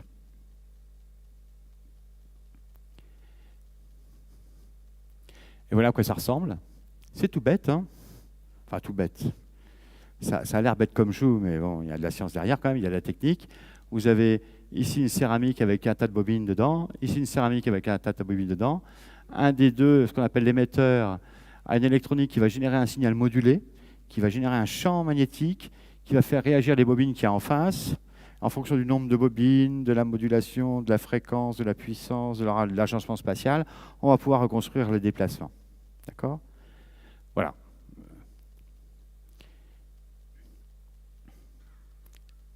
Et voilà à quoi ça ressemble en réalité sur le segment. Chaque segment a donc sur son côté ces poches là qui sont usinées avec une interface de montage. Et vous voyez ici donc un de ces edge sensors monté sur le segment. Alors, voilà. Et les actuateurs de mise en position. Alors pareil, on veut 30 nanomètres, on va dire en moyenne sur notre beau miroir. Ça veut dire qu'il nous faut des actuateurs qui aient des déplacements nanométriques. Oui, il faut des déplacements nanométriques. Cette structure, elle est gigantesque. Elle est métallique. Simplement le fait de regarder au zénith, ou d'aller regarder à 30 degrés au-dessus de l'horizon, on va se prendre 10 mm de déformation. Donc ça veut dire ça veut dire que ces actuateurs vont devoir replacer en temps en permanence les segments à la bonne place, même si on a 10 mm de déformation, et avec une précision de quelques nanomètres. Eh bien, les gens de... Alors, tout à l'heure, j'ai dit une bêtise, c'était Physics Instruments. Les gens ici... Pardonnez-moi. C'était pas Physics Instruments, les gens de PI, ils font l'actuateur. Et donc, en fait, ils nous ont pondu un actuateur à 2 étages avec un harmonic drive, un empilement de piezo, etc. Et le truc, il a 2 nanomètres de précision avec 10 mm de course, quoi. C'est un truc de malade. D'accord? Et donc, 3 x 24, il y en a 2500 sur le M1. Il y a aussi le problème de maîtrise des coûts, de la fiabilité, etc. Tout ça, c'était travaillé pendant des années et des années. Maintenant, tous ces machins-là, ils sont au Chili, comme les sensors. Les segments arrivent au Chili, et on équipe tout ce beau monde, et on est prêt à les monter dans le télescope. Et voici un test, vous voyez une petite image de ce à quoi ressemblera chaque unité des 798 segments d'assembly qui sont dans le télescope, avec cette structure qui est montée en permanence sur le télescope, et cette structure qui est ajustée de manière constante, permanente, avec ces 3 actuateurs. Et là, on ne voit pas les edge sensors, si on en voit des demi ici, qui mesurent la position par rapport au voisin. Ce qui est compliqué avec ce système, c'est que... Alors, ce truc est immense. Il fait 1000 mètres carrés. Quand le vent passe sur le M1, il va faire yoyoter tout le monde. À cause de la gravité, il y a tout le monde qui va se déformer. Parce qu'il y a des changements thermiques la journée, pendant l'observation, la structure se déforme elle-même. Et là, on ne parle pas de nanomètres, on parle de dixièmes de millimètres, etc. C'est beaucoup. Voici par exemple un effet du vent. Alors le vent, il passe sur le miroir, et puis vous voyez, il nous crée des vagues, comme ceci, des vagues de déformation du miroir. Bon, on fait quoi de ça? Alors, on va le voir après, mais si les vagues sont douces, ça nous va. Mais maintenant, si on regarde un peu plus précisément, et on enlève les grandes vagues, je dirais, on regarde ce qui se passe maintenant, ce qu'on appelle les vaguelettes, les hautes fréquences spatiales, on voit ça. Alors ça risque de générer pour nous des marges d'escalier entre les segments. Et ça, c'est le poison au niveau qualité optique. Nous, on aime et on peut gérer des surfaces qui sont d'une douceur extrême. On ne peut pas gérer des surfaces qui ont trop de haute fréquence spatiale et des vaguelettes. Et notre algorithme de contrôle, il va se charger de ça. Je vous disais qu'on se déforme de 10 mm, oui, c'est ça, hein, regardez, ça c'est comment se déforme simplement la structure du télescope quand on passe de la verticale jusqu'à 60 degrés au-dessus de l'horizon. Alors, voilà ce que ça donne sur, on va dire, la qualité optique du M1. Le vent passe là-dessus, il nous fait des vagues, ce que vous voyez dans les zones rouges, bleues. Mais si on regarde et on enlève ces vagues, on voit aussi qu'il nous génère des marges d'escalier, ce qu'on appelle des hautes fréquences entre les segments.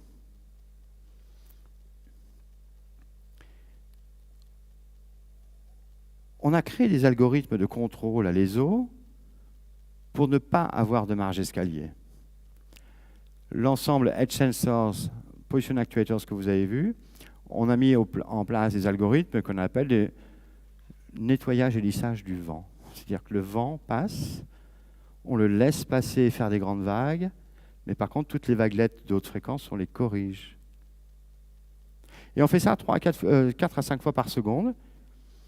Et c'est bien parce qu'en éliminant ces vaguelettes, on obtient quelque chose comme ça maintenant. C'est-à-dire que c'est très doux. Et ça, on va l'envoyer sur un autre miroir qu'on appelle M4. Et M4, ça, il va nous le corriger à la perfection, au nanomètre. Et au final, l'erreur résiduelle, elle est là. On ne voit rien. Donc le boulot pour nous, c'est d'aligner les segments, pas pour avoir tout le monde à 30 nanomètres. On leur laisse plus, on leur laisse l'espace d'avoir des grandes vagues sur le M1. Mais par contre, zéro vaguelette. Notre boulot, c'est pas de marche entre les segments, pas de haute fréquence. Ça, c'est une vue à l'observatoire où on a mis en place maintenant le traitement réfléchissant, qui est une argenture protégée boostée. Et on est capable de traiter, et on traite un segment par jour. Et pendant l'opération du télescope, ce sera en permanence ça, 1 à 2 segments traités par jour.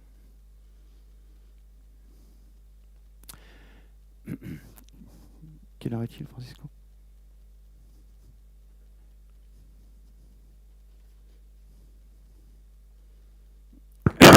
Pardonnez-moi, donc je vais me dépêcher. M2 et M3, donc 2 unités qui sont en fait semblables, puisqu'on s'est adressé aux mêmes industriels pour les produire. Pardonnez-moi, le M2 et le M3, c'est en gros un support 18 points, des supports latéraux et un hexapode pour pouvoir piloter en position chacun des miroirs. Le même industriel fait le boulot en termes de design et de fabrication pour les M2 et les M3, ce qui nous permet d'avoir une redondance en termes d'utilisation des mêmes actuateurs, des mêmes senseurs, des mêmes mécaniques, etc., etc. Ça coûte moins cher et c'est mieux à maintenir.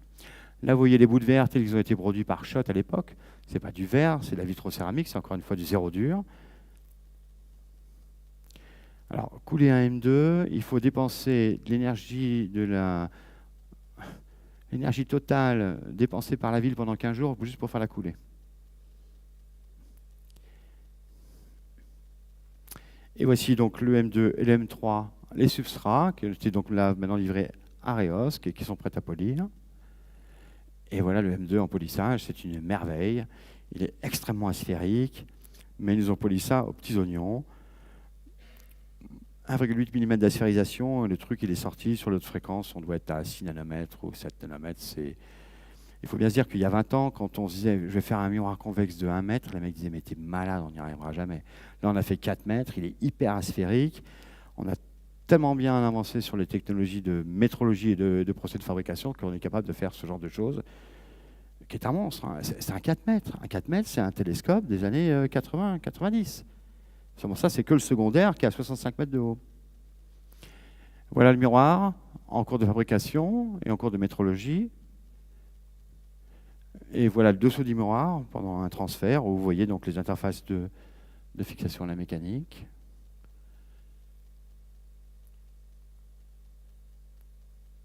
Et ça, c'est le M3 qui est en polissage. Le M2, il est terminé en polissage. Là, on va le mettre en boîte d'ici la fin de l'année. Et Zou au Chili. Le M3, on va le finir d'ici à peu près 1 an. Et pareil, Zou au Chili. Le M3 est plus facile, il est asphérique modéré. Et les cellules, donc les cellules, vous voyez, le mieux c'est d'en parler plutôt qu'en rentrant dans le détail. La cellule, c'est 8,5 tonnes qui supporte un miroir de 3,5 tonnes. Et elle est montée en gros sur un hexapode que vous voyez ici, donc, qui permet donc de contrôler à quelques microns près la position du miroir dans le télescope. Et puis, on trouve au sein du support du miroir des vérins qui nous permettent de déformer un petit peu le M2 ou le M3 pour faire de l'optique active. Et donc, on va juste se focaliser sur quelques images de la fabrication, puisque je suis en retard.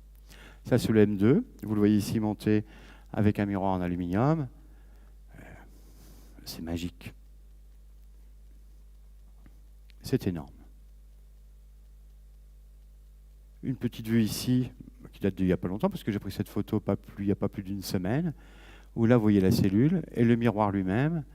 On vient de détacher le miroir de la cellule. On a fait en fait un test système de l'ensemble intégré. La cellule M3 et au fond la cellule M2 et le M4. Alors le M4, je ne sais pas si ça a marché ce truc-là. Le M4 est un miroir adaptatif. Il veut pas me... Alors, je ne sais pas comment je vais faire ça.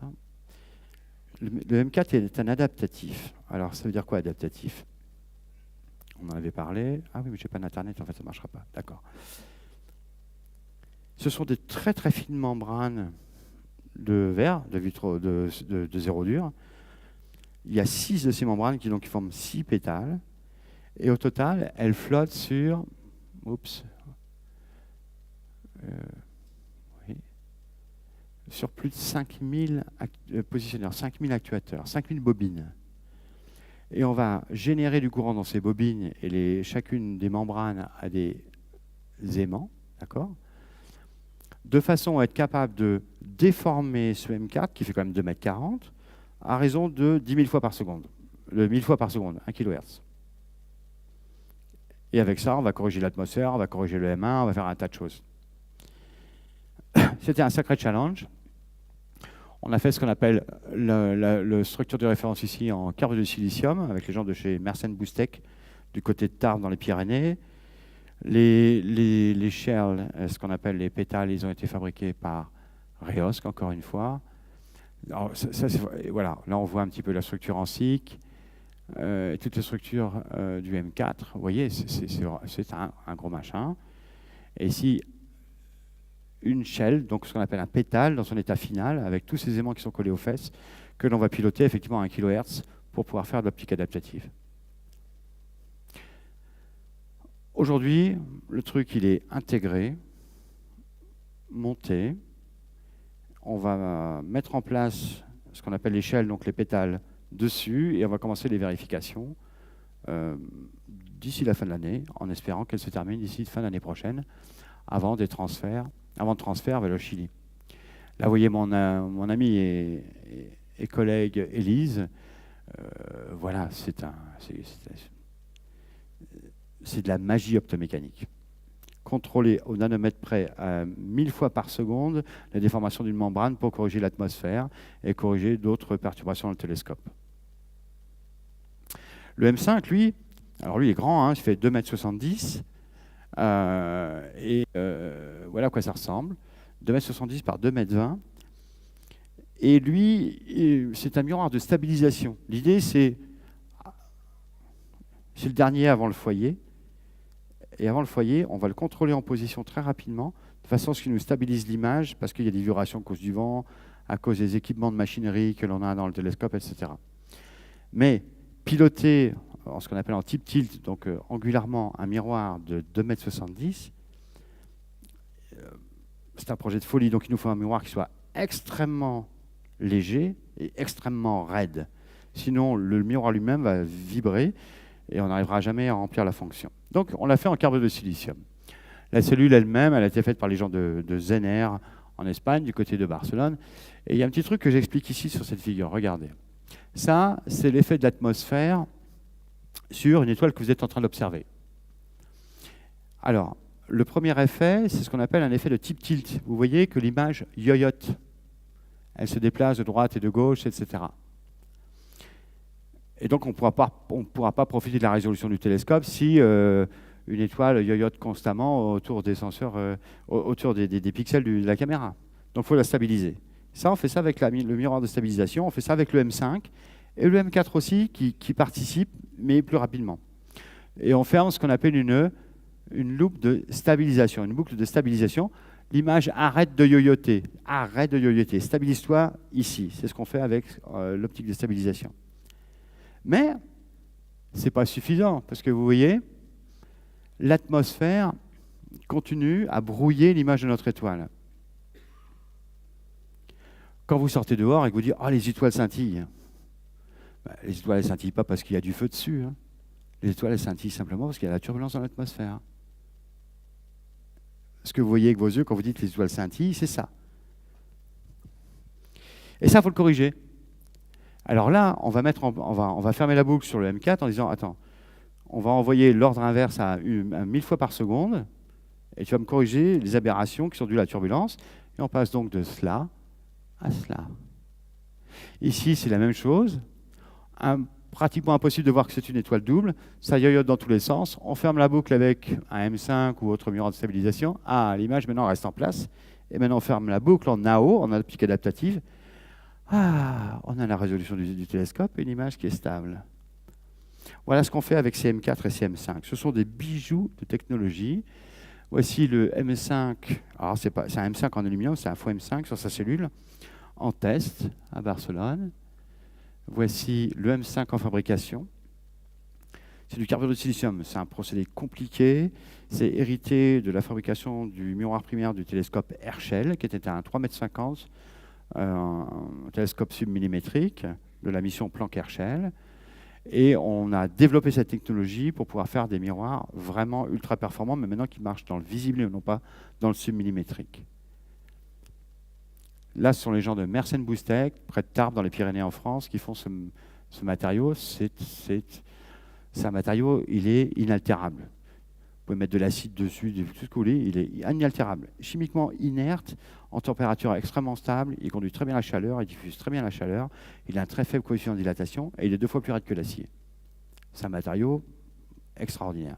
Malheureusement, il fait appel à la métallurgie des poudres via du frittage, etc. Et donc ça coûte relativement cher, mais bon, on a pu faire ceci, qui sont des structures extrêmement rigides, extrêmement légères, et qui permettent donc de remplir les fonctions dont on a besoin sur le M5.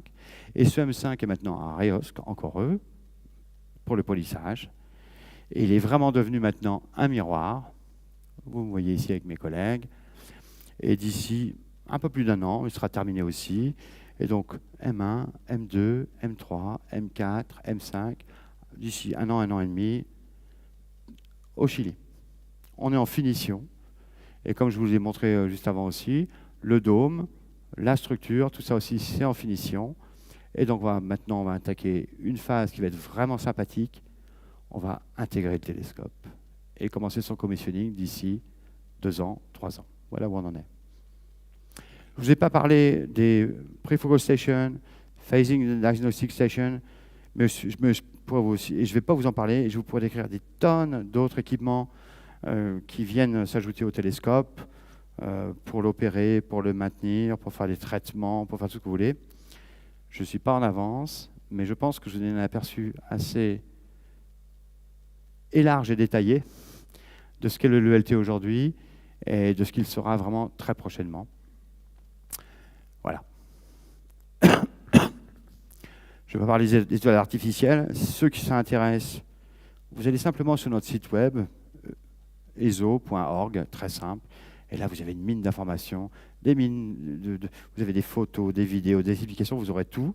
Et vous pouvez même cliquer en haut à droite pour avoir les pages en français, si vous le désirez, et donc vous aurez toutes les informations que vous désirez.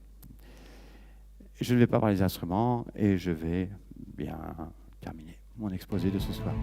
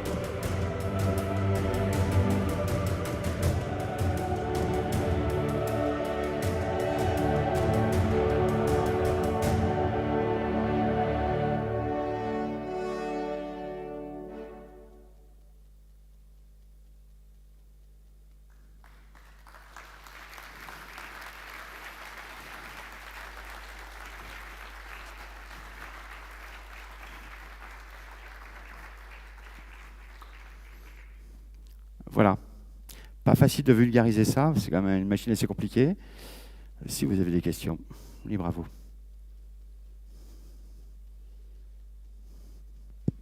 La vidéo donne des frissons, comme tout le reste. Alors, qui commence? Qui a une première question? Oui.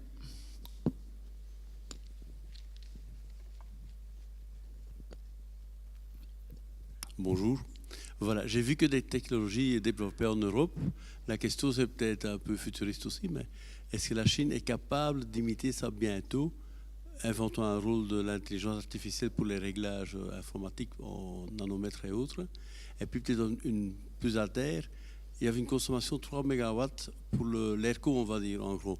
Oui. C'est avec du fuel. C'est des panneaux solaires dans les environs parce qu'il y a tout de même le désert Non. ou du vent, bah voilà.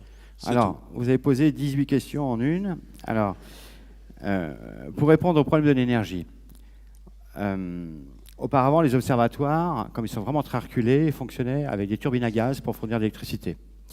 On a toujours ça, mais en secours, on a arrêté ça et on s'est connecté à la grille du Chili. Donc, on s'est mis d'accord avec le gouvernement chilien pour nous connecter à la grille. Première chose. Deuxième chose,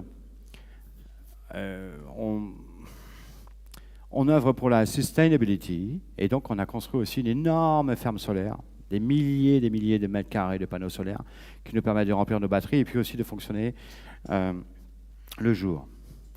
Pour ce qui est de l'intelligence artificielle, alors ça c'était l'énergie.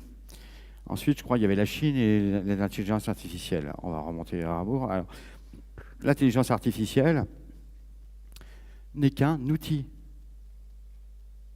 N'est qu'un outil. Aujourd'hui, comprenez bien que même les serveurs de l'université, de toute façon, les logiciels qui sont fournis par Microsoft et qui vous permettent de faire la gestion de ces serveurs ont des applis en intelligence artificielle. L'intelligence artificielle, il ne faut pas l'encenser, il ne faut pas la craindre, ce n'est qu'un outil d'aide. Nous aussi, on l'utilise. Je vais donner un exemple. On a reçu un tas de fichiers de mesures 3D, machin, etc., sur les M1, etc., on ne sait pas quoi en faire. On n'arrivait pas à décoder. On dit, bon, attends, on n'a pas pris ChatGPT parce qu'on a pris autre chose, d'accord. On dit, tiens, trouve-moi dans tous ces 10 000 documents ça, ça et ça. On l'a eu en 2 heures. Bon, c'est très bien. L'intelligence artificielle n'a presque rien à voir là-dedans. Elle fait partie de nos outils courants communs pour travailler tous les jours. Par contre, elle ne fera pas le boulot à notre place de concevoir ce genre de choses. Quant à la Chine, ils font un grand bazar sphérique, mais c'est plus pour du submillimétrique qu'autre chose. Ils développent aujourd'hui la technologie carburant de silicium, ils disent qu'ils font des 4 mètres, mais de toute façon, ils ne publient rien. Donc, est-ce que je pense que les Chinois sont capables de le faire? Oui, pas plus autant que les Américains, que les Japonais, que nous, etc. Par contre, ce que je peux pointer, c'est que les pays qui sont en avance pour faire ce genre de choses, c'est nous. Les Belges, les Français, les Allemands, les Italiens, les Espagnols, etc. Les pays européens qui sont les États membres. Les Américains, ils n'ont pas ça. Les Chinois, ils n'ont pas ça. Les premiers à faire ça, et il faut le saluer, c'est nous. Notre industrie à nous tous. Via un financement qui provient de deniers publics. J'appelle ça du financement intelligent. C'est-à-dire qu'on prend de vos impôts, donc les miens et puis les vôtres, mais on les injecte dans l'industrie pour pouvoir faire ce genre de produits et pour pouvoir permettre à nos sociétés de grandir, de s'améliorer, de progresser, etc. Et je dirais que, de ce point de vue-là, pour moi, on est en avance sur les Chinois et je me fous de ce qu'ils vont faire. Ce que je salue, c'est la performance de nos États membres à nous. Voilà ma réponse.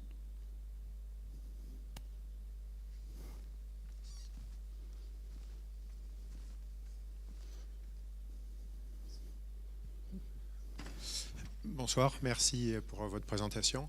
Une question très innocente. Le VLT, il y a de l'interférométrie et oui. Du coup, quel est l'avantage de construire un plus grand miroir plutôt que de passer à l'interférométrie? Alors, l'interférométrie ne donne qu'une information partielle.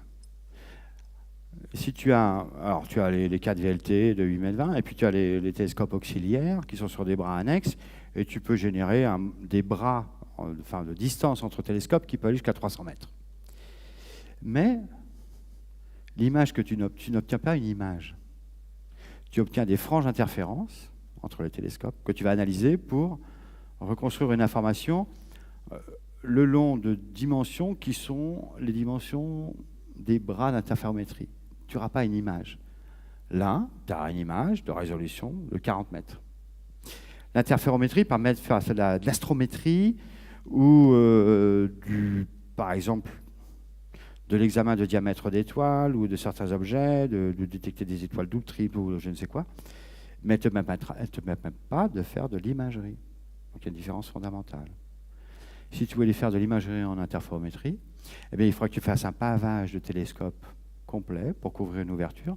Et en gros, c'est ce qu'on fait avec l'ELT. Tu peux considérer que le pavage du M1, avec tous ces segments, c'est un interféromètre à puissance optique.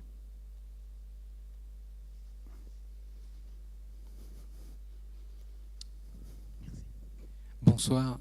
Je vais vous poser une question qui va peut-être vous paraître ridicule, mais les astronomes amateurs que nous sommes, pourrions-nous avoir un jour la chance de pouvoir visiter ce télescope au bout du monde? Ah bah écoutez, vous prenez un billet pour le Chili, vous m'envoyez un mail et puis vous irez visiter. C'est aussi simple que ça. Tous les jours, nous recevons des gens au Cerro Paranal. European Southern Observatory est un organisme public, financé par des deniers publics, et nous n'avons pas de restrictions. Enfin, on a des restrictions en termes de nombre de gens, etc. Et puis mais on a un accueil visiteur et on a des visites, on a des accueils pour les visiteurs. Aujourd'hui, ça marche à la CIA, ça marche à Paranal pour le VLT, pour les visites VLT. Il y a des créneaux horaires, c'est organisé, etc. Bon, d'accord, pour pas évidemment déranger la maintenance de l'opération, mais ça se fait. Et l'ELT ne sera jamais qu'un télescope de plus à l'observatoire de Paranal. Et donc à terme, oui, si vous avez l'occasion de vous payer le voyage au Chili, on ne va pas vous le payer, mais si vous passez là-bas, on vous accueillera avec grand bonheur, et puis à la limite, vous m'envoyez un mail et moi je le dirigerai vers qui de droit.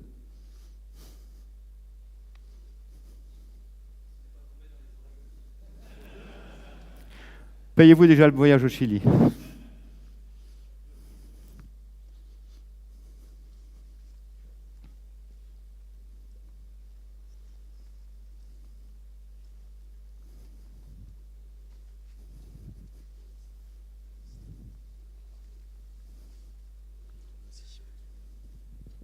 Bonsoir.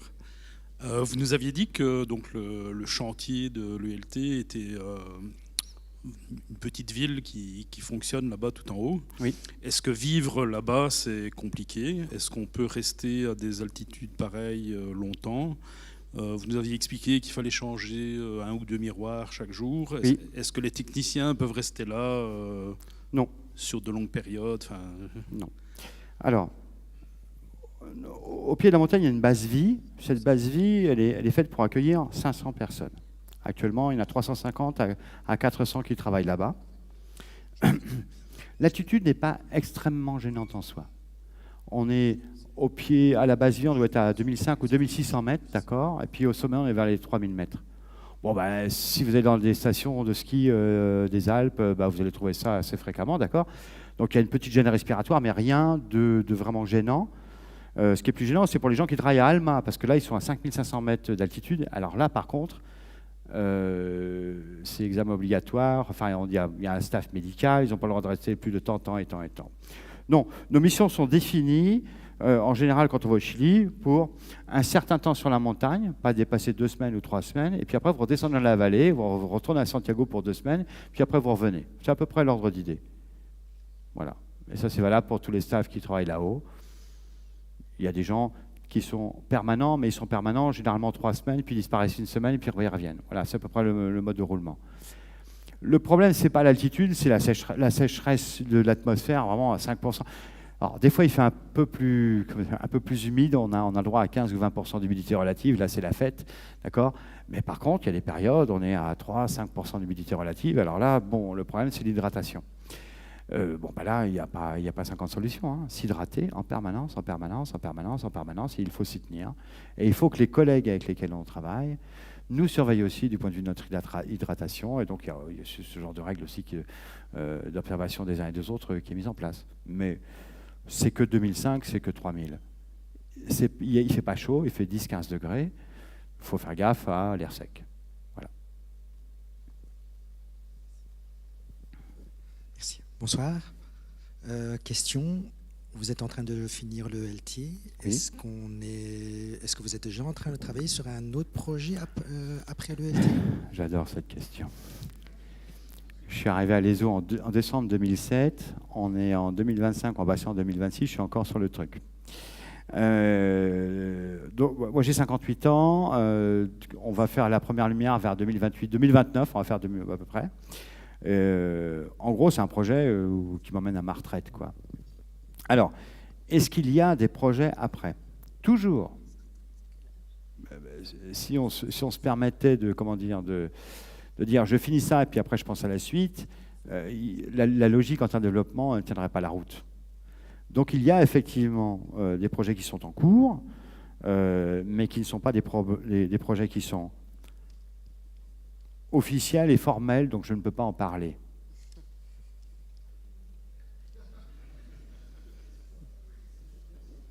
Est-ce que c'est bien dit?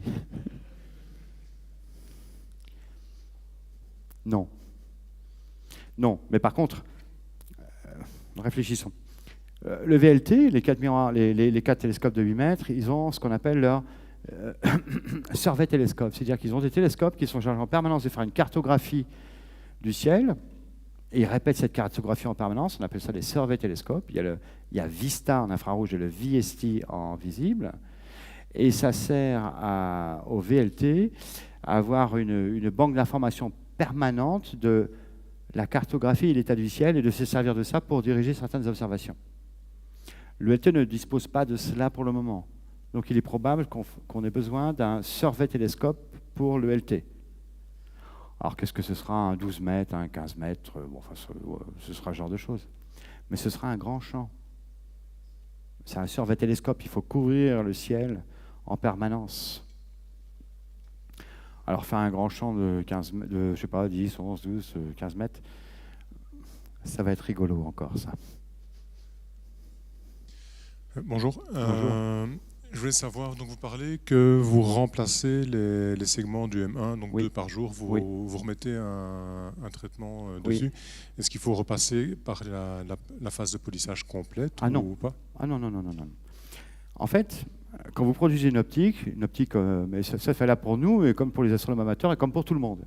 Ce qu'il faut, c'est le bout de verre qui soit poli. Et après, le traitement réfléchissant, lui, c'est un traitement qui est déposé sous vide, par évaporation sous vide, et il se dépose de manière atomique, avec des couches qui font 0,1 micron ou 0,01, enfin, quelques dizaines de nanomètres d'épaisseur, qui vous permet d'avoir la surface réfléchissante dont vous avez besoin. Mais ce sont des couches qui sont très fines et très homogènes, c'est-à-dire qu'elles n'altèrent pas la qualité optique, mais elles se dégradent dans le temps, à cause des poussières, à cause du vent, à cause de l'humidité, à cause, je sais pas, des cacas de condor, j'en sais rien, d'accord, mais elles vont se dégrader dans le temps. Et en général, une optique qui regarde vers le ciel, on dit que son traitement il a une durée de vie de l'ordre de 1 an et demi, et une optique qui regarde vers le bas a une durée de vie, avant nécessité de refaire le traitement, de l'ordre de 3 ans. Il n'y a pas besoin de repolir. Si vous avez des optiques bien faites, c'est hyper stable. Dans 50 ans, une optique à 7 nanomètres, elle restera encore à 7 nanomètres. Ce matériau a une stabilité extraordinaire. Et donc, le traitement que l'on met en place, il y a des métaux, là en l'occurrence de l'argent, et puis quelques diélectriques, il y a un peu de chimie là-dedans. Qu'est-ce qu'on fait? On les met dans un acide qui ne mange pas le verre et qui mange le traitement. Donc on enlève comme ça, on nettoie, et puis on retraite, et puis on recommence. Et ainsi de suite, tous les 1 an et demi. D'autres questions? Oui, bonsoir. Un grand merci pour cette explication très, très détaillée. Est-ce que vous avez une idée de la vitesse à laquelle le télescope va pouvoir bouger? Parce que ça... On n'a pas prévu ce télescope pour aller scanner, pour les viser des satellites à 4 degrés par seconde. Ce n'est pas l'objectif, puisque ce n'est pas un télescope à vocation militaire. Donc, la vitesse du télescope sera la vitesse de déplacement des étoiles sur le ciel. Il va beaucoup plus vite, parce qu'il faut qu'on puisse pointer. Donc, en gros, ça veut dire qu'on va faire quelques degrés par seconde pour aller chercher notre objet. On va dire 4, 5, 10 degrés par seconde. Plutôt 4 à 5 degrés par seconde. Je n'ai pas le chiffre exact, je pourrais vous le trouver. Ça, c'est ce qu'on appelle le pointing. Donc, on va voir... Quand on lance là, on a le rough pointing, donc le pointage grossier, le pointage fin. Et quand on a la cible, on guide. Et là, quand on guide, c'est sur le ciel, donc c'est 15 degrés par heure. À l'équateur céleste. Oui, merci. C'est une question de total profane, mais quel est l'intérêt de ce genre de télescope par rapport aux télescopes spatiaux comme Hubble ou le James Webb? Quelle est la plus-value ou la différence? Quelle est la plus-value?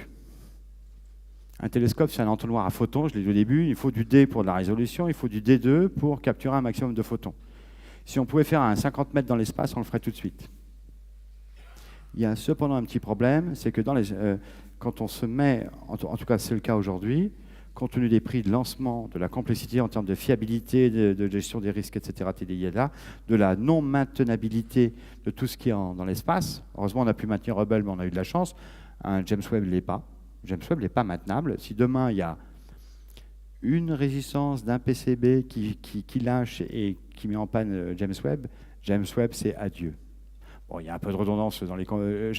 J'abuse un peu, mais c'est ça. D'autre part, les technologies spatiales ont plein d'exigences qui ont été fixées par la NASA, par l'ESA, par le CNES, par tout un tas de gens sur quels matériaux je peux employer, pour quel dégazage, patati patati patata. Et dès qu'on met la main dans la machinerie industrie spatiale, tout de suite on est avalé comme cela et les prix font x10 par rapport à ce qu'on fait au sol. Et ça, donc il y a une raison de coût. James Webb, c'est 15 milliards, un ELT pour 6,50 m. Un ELT, c'est 1,5 milliard pour 40 mètres. Il y a quand même une différence notable. La différence en termes de performance technique, c'est que James Webb, il peut opérer sur un champ relativement élargi de quelques minutes d'arc et il n'est pas affecté par la turbulence. Quand on dit avec un télescope comme l'ELT qu'on va faire de l'optique adaptative, il faut faire très attention à une chose. C'est qu'une optique adaptative va corriger les qualités d'image, mais sur un champ très petit, de quelques arcs secondes. Mais on n'aura pas la qualité image d'un télescope spatial sur tout le champ du télescope. Donc, pour ça, je dirais, les observatoires spatiaux ont un grand avantage. Ils peuvent opérer à la limite de la diffraction, s'ils l'ont, sur de grands champs, alors que nous, on ne peut pas.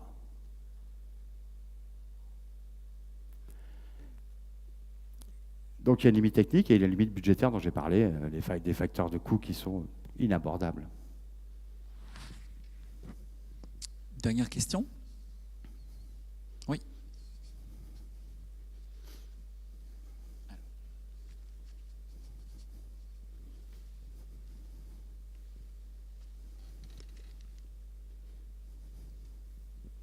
Voilà, merci beaucoup pour l'exposé. Je me demandais, est-ce qu'on a déjà une idée des premiers objectifs scientifiques du télescope ? Alors en fait, il y a une complémentarité entre l'ELT et ce que produisent d'autres télescopes actuellement. Ce qu'a produit Hubble, ce qui est en train de produire par exemple James Webb. James Webb, dernièrement, il y a eu d'intéressantes questions sur, par exemple, des mirages gravitationnels autour de trous noirs hypermassifs, etc. Et on a des images du truc, mais on n'a pas son spectre. L'ELT pourra aider à venir aussi avoir une information spectrale sur l'élément en question. Ça, c'est une première chose. Donc, il y a une complémentarité en cosmologie pour des objets ultra lointains. Là, on a un entonnoir à photons, donc on va avoir des choses qui sont extrêmement faibles, très décalées vers le rouge. Donc, on va aider aussi James Webb sur des champs profonds pour faire de la cosmologie. Et puis, il y a surtout les exoplanètes. J'ai parlé de l'optique adaptative juste à l'instant pour répondre à votre question, et je disais ça ne peut corriger qu'un champ très petit. Mais quand on veut faire de l'observation d'exoplanètes, le champ, de toute façon, est ridiculement petit. Et c'est là que la résolution d'un ELT peut être géniale, quoi. Je ne sais pas si vous avez vu, il y a 2 ou 3 semaines, il y a eu quelques clichés de James Webb où ils disent voilà les premières images en direct de certaines exoplanètes géantes autour de telle étoile, telle étoile. L'idée, c'est que lui, il les détecte. S'il n'arrive pas à avoir son spectre, nous, on arrive avec l'ELT, on pointe l'étoile, on la masque par chronographie pour avoir suffisamment de flux et pas être ébloui par l'étoile. Et on va prendre le spectre de l'exoplanète, on va l'étirer, puis on va dire là, génial, il y a du carbone, il y a de l'oxygène, il y a tout ce qu'on veut de là. Voilà, on va faire vraiment un gros travail, je pense, sur les exoplanètes. Cosmologie, dilatation d'espace-temps, énergie noire, matière noire, mise en... comment dire, vérification des théories de la relativité générale, patati, patata, et puis les exoplanètes, les petits hommes verts. C'est pour ça que je suis né, de toute façon. Trouver les petits hommes verts. Bonsoir. Bonsoir. Alors, vous êtes un plus grand fan depuis votre plus jeune âge. Vous avez créé le télescope à 14 ans.